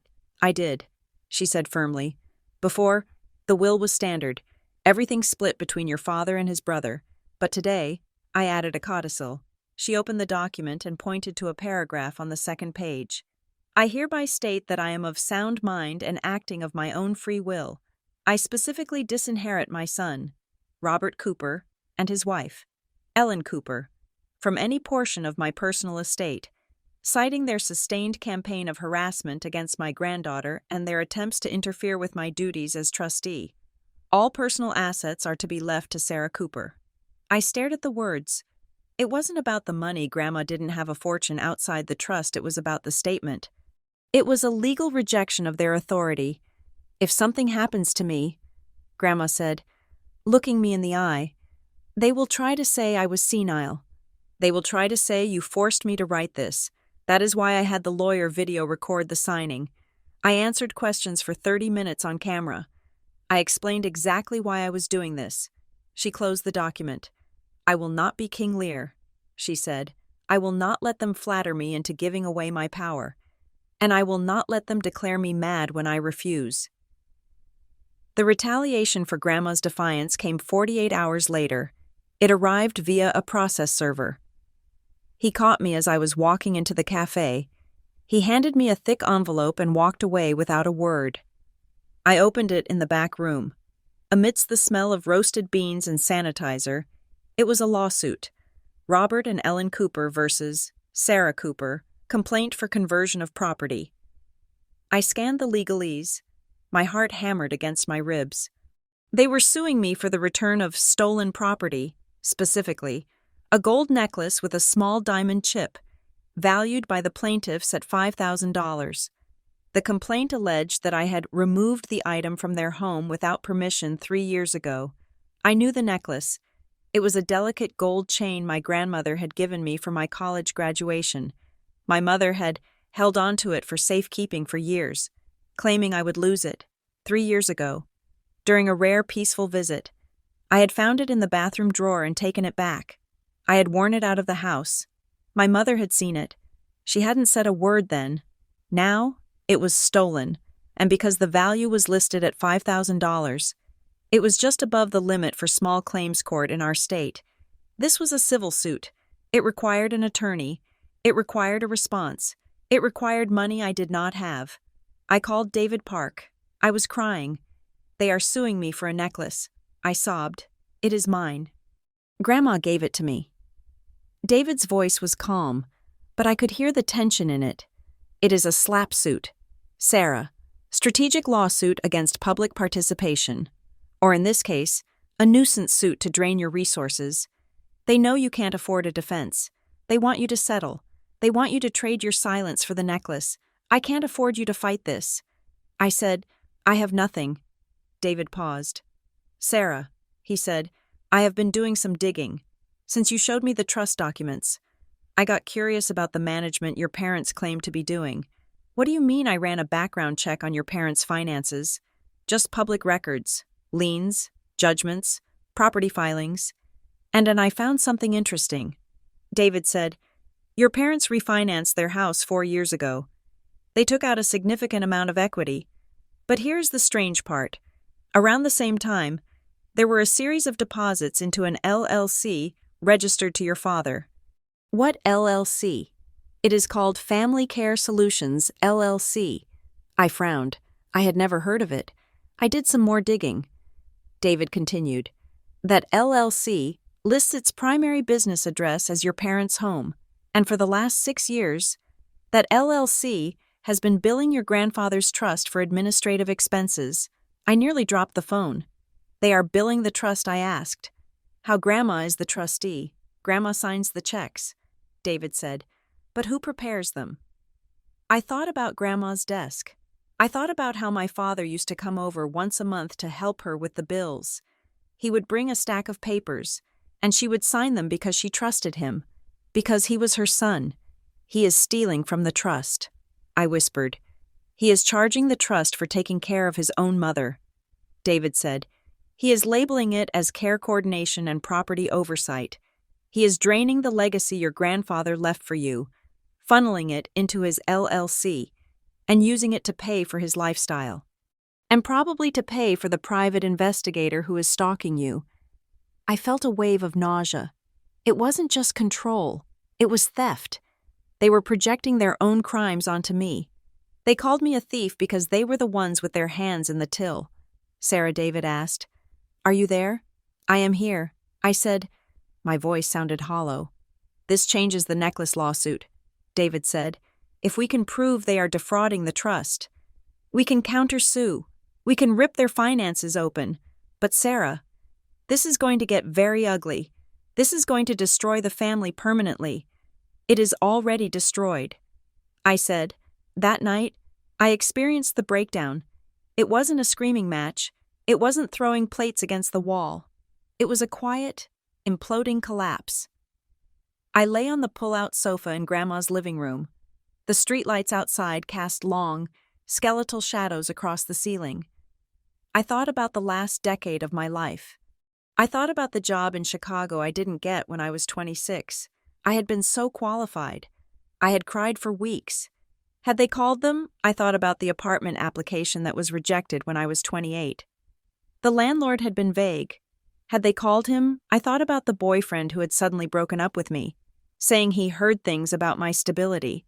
Had they called him, I realized that my entire adult life, my sense of failure, my belief that I was unlucky, my imposter syndrome had been engineered. I wasn't incompetent. I was being hunted. The weight of it was crushing. It felt like I had been running a race with a parachute strapped to my back, wondering why everyone else was faster. I started to cry. It was a silent, heaving sobbing that shook the whole sofa bed. I felt stupid. I felt small. I felt like a child who had been tricked into believing the world was cruel when it was just her parents who were cruel. I heard the bedroom door open. Grandma walked in. She was wearing her flannel nightgown. She didn't turn on the light. She didn't say, "It will be okay." She didn't say, "Don't cry." She walked over to the sofa and sat down on the edge. She reached out and placed her hand on my shoulder. It was a heavy, grounding weight. We sat there for an hour, me crying, her anchoring me. Finally, the tears stopped. I felt scraped hollow. They stole my 20s. "Grandma," I whispered. "I know," she said in the dark. "They stole my confidence. They stole my reputation. And they used Grandpa's money to do it." Grandma's hand tightened on my shoulder. "They stole your past. Sarah, do not let them steal your future." I sat up. I wiped my face with the sheet. "I am scared," I admitted. "David says if we counter-sue about the trust, it will be public. Everyone will know. I will be the girl who sued her parents for fraud. I will be the spectacle." Grandma stood up. She walked to the window and looked out at the street. "You are afraid of the shame," she said. "Yes, Sarah. Shame is a weapon they gave you to carry." She said, "It is not yours. It belongs to them. If you put it down, they are the ones who have to carry it." She turned around. "I have one last thing for you." She went to the box on the desk, the box that was now nearly empty. She pulled out a yellowed envelope. "I told you to wait," she said. "But you are ready now."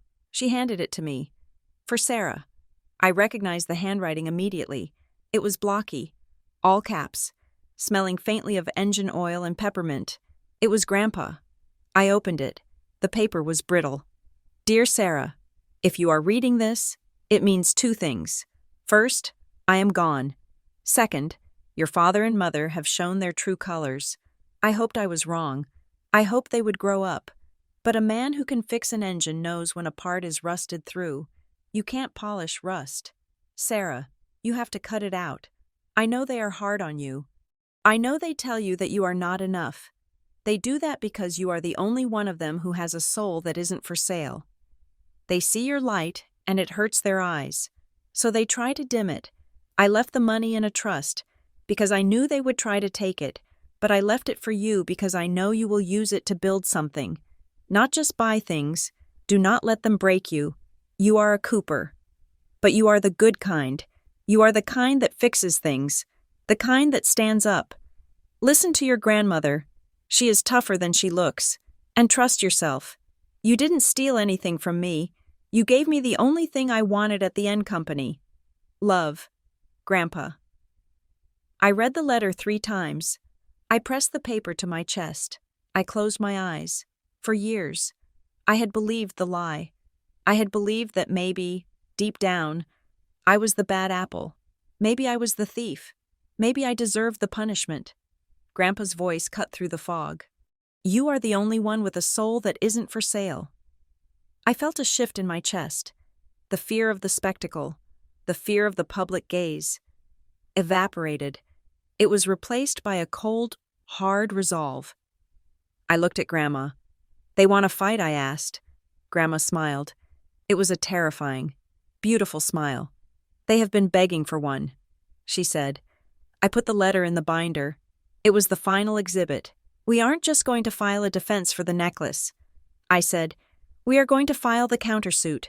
We are going to expose the LLC. We are going to expose the fraud. And we are going to do it in front of a mediator, so they have to sit there and listen to every single word. I picked up the phone. It was 3 a.m, but I sent a text to David Park. File everything. We are going to war. The preparation for the mediation took 2 weeks. We treated it like a military operation. David deposed the bank manager. We got the records from the LLC.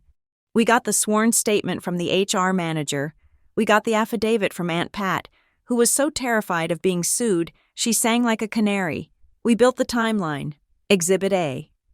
The email from logistics. Exhibit B. The recording of Aunt Pat. Exhibit C. The tuition check signed by Grandma. Exhibit D. The trust withdrawals to Family Care Solutions. LLC. Exhibit E. Grandpa's letter. We organized it into 3 binders, one for the mediator, one for my parents, one for us. On the morning of the mediation, I woke up early. I put on my best suit, the navy blue one I had worn to the interview they sabotaged. I put on the necklace, the gold one they were suing me for. I wore it openly. Grandma wore her Sunday best, a floral dress and a blazer. She looked elegant and formidable. We didn't take separate cars. We drove together. We pulled up to the courthouse annex. I saw my parents' car in the lot. It was a black Mercedes, polished to a mirror shine. It looked expensive. It looked powerful. But as I looked at it, I realized something. It was paid for with stolen money. It was a prop. I took Grandma's arm. "Are you ready?" I asked. Grandma patted my hand. "I have been ready for 6 years," she said. "Let's go introduce them to the consequences." The mediation room was a study in sterile neutrality. Beige walls, beige carpet, a long oval table that looked like it was made of plastic wood. It was a room designed to suck the emotion out of conflict, to reduce rage to line items on a settlement agreement. I walked in first, holding the binder against my chest like a shield. My hands were trembling, a fine, high-frequency vibration that I hoped no one could see.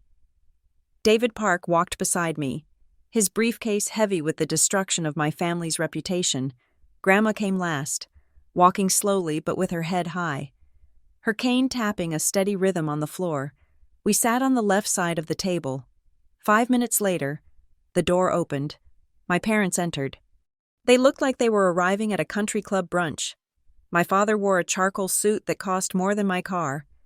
My mother wore a cream-colored dress and pearls. They were smiling.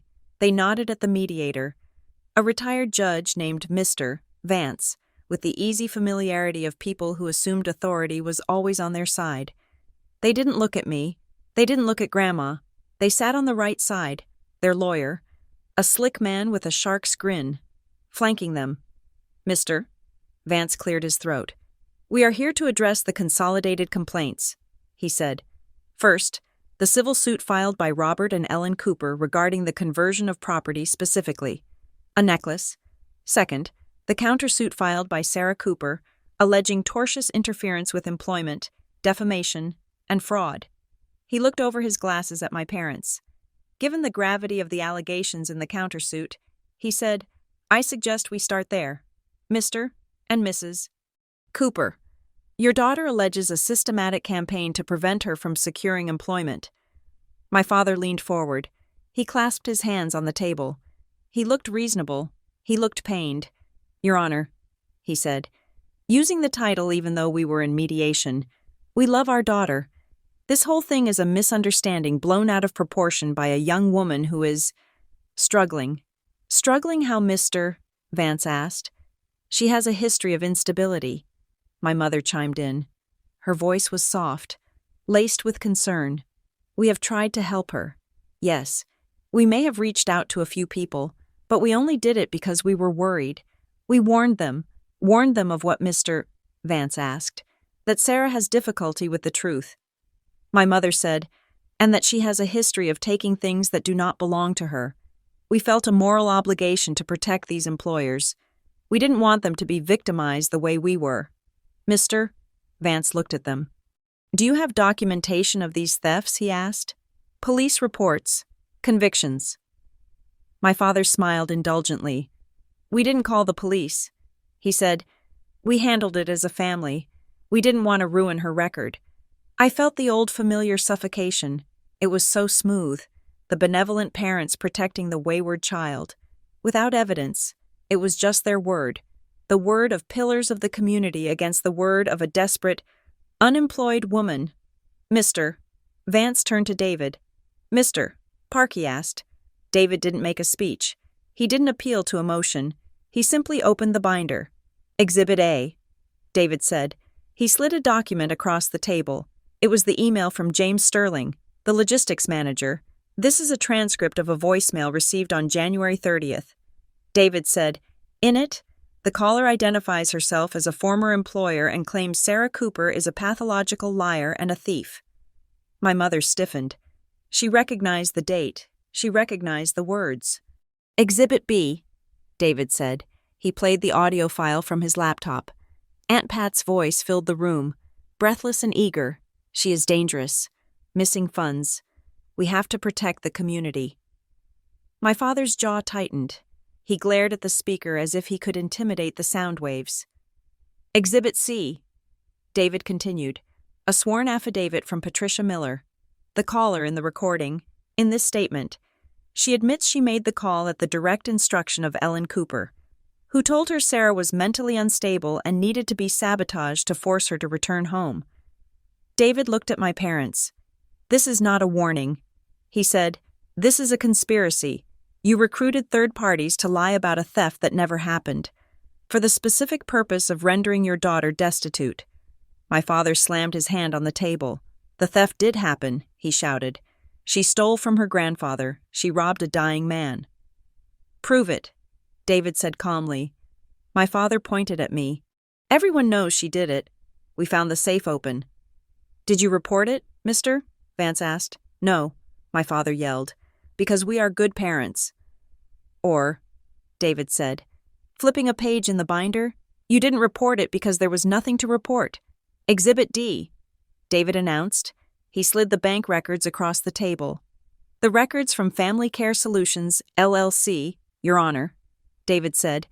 These are the bank records of an entity controlled by Robert Cooper. You will see monthly transfers from the Margaret Cooper Trust, the trust established by the late grandfather. These transfers are labeled Care Coordination. They total $140,000 over 6 years. My father's face went from red to a pale, waxen gray.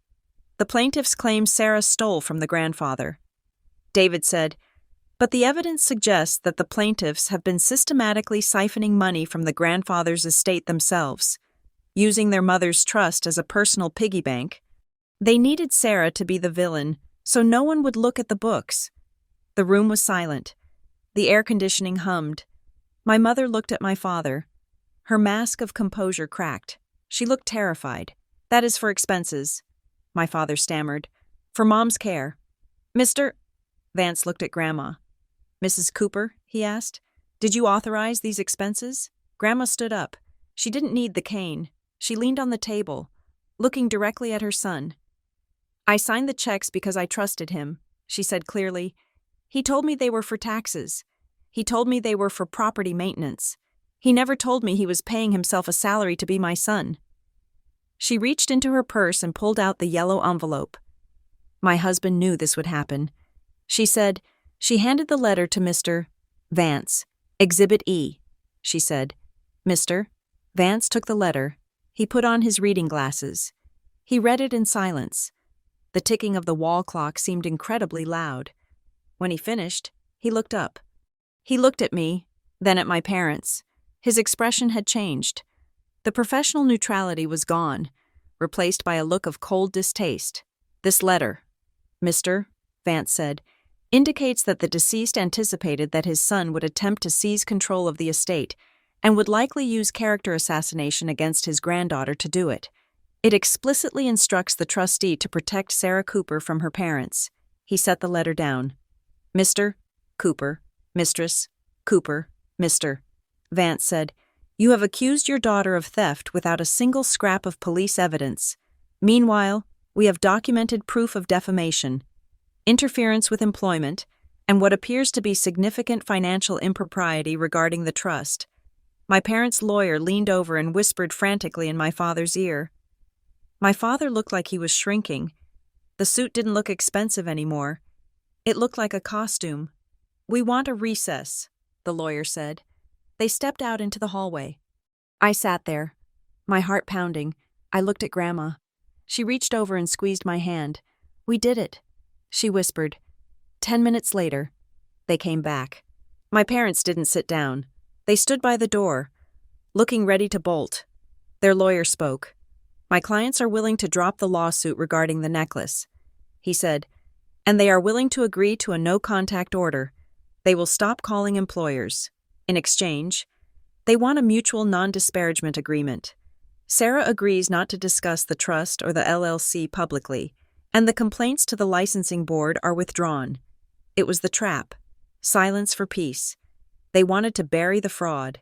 They wanted to walk away with their reputation intact, leaving me with a mutual agreement that made it look like we were both at fault. I looked at David. He nodded slightly. It was a standard offer. I looked at my parents. My mother was fixing her pearls, her eyes darting around the room. My father was staring at the floor. They weren't sorry. They were just caught. If I signed, it would be over. The calls would stop. I could get a job. I could move on. But if I signed, they would keep the money they stole. They would keep their standing in the community. They would tell people. We settled to help Sarah move on. I looked at Grandma. She wasn't looking at me. She was looking at the empty chair at the head of the table, as if Grandpa were sitting there. "You are the kind that fixes things," he had written, "the kind that stands up." I stood up. "No," I said. The lawyer blinked. "Excuse me, I am not signing a non-disparagement agreement." I said, "I am not hiding what they did." "Sarah, be reasonable," my father hissed. "Do you want to destroy this family? You destroyed it when you called my boss and told him I was a thief." I said, "You destroyed it when you stole from Grandma and blamed me." I turned to Mr. Vance. "I want a permanent injunction against harassment." I said, "I want a formal retraction sent to every employer they contacted logistics, the warehouse, the cafe. I want a signed admission that the theft allegations were false. And regarding the trust," I looked at my father, "I want full restitution to the trust. Every dollar you took, or we take the fraud evidence to the district attorney." My mother gasped. "Robert," she whispered. My father looked at me with pure hatred. "You wouldn't. I am your father." "Then start acting like it." I said, "Mr. Vance looked at them. Given the evidence, he said, "If this goes to trial, a jury will likely award punitive damages that far exceed what Miss Cooper is asking for. And the fraud evidence, well, that is a criminal matter. I strongly suggest you accept the deal." My father looked at his lawyer. The lawyer nodded grimly. "Take it." My father slumped. The air went out of him. He looked old. He looked defeated. "Fine." He spat. The signing took an hour. They signed the retractions. They signed the agreement to repay the trust they would have to sell the beach house. David whispered to me, and I felt a savage satisfaction. They signed the admission that I had never stolen anything. When it was done, they stood up. My mother looked at me one last time. "I hope you are happy," she said, her voice shaking with venom. "You have humiliated us. You are all alone now. Sarah, you have no family left." I looked at her. I looked at the woman who had birthed me, who had systematically tried to erase me. I looked at Grandma, who was packing the binder into her bag. I looked at David, who had fought for me when I couldn't fight for myself. I thought about the HR manager who had sent the email. I thought about Mike at the cafe. "I am not alone." "Mom," I said, "I just changed my definition of family." I turned my back on them. "Come on. Grandma," I said, "let's go get some lunch." We walked out of the courthouse into the bright afternoon sun. The air smelled like exhaust and wet pavement, but to me, it smelled like oxygen. Pure, unrationed oxygen. Grandma stopped at the bottom of the steps.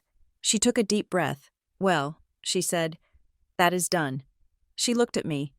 "What will you do now?" she asked. I thought about it. I was 33. I had a gap in my resume. I had a bruised reputation that would take time to heal. But I had the retractions. I had the truth. And I had $5,000 in a necklace I was going to sell to pay first month's rent on a new apartment. I am going to apply for a job. I said, "A real one. And when they ask for references," I smiled. "I will give them your number." Grandma laughed. She linked her arm in mine. "And I will tell them," she said, "that you are the toughest person I know." We walked down the street. Two women who had walked through the fire and come out holding the water bucket.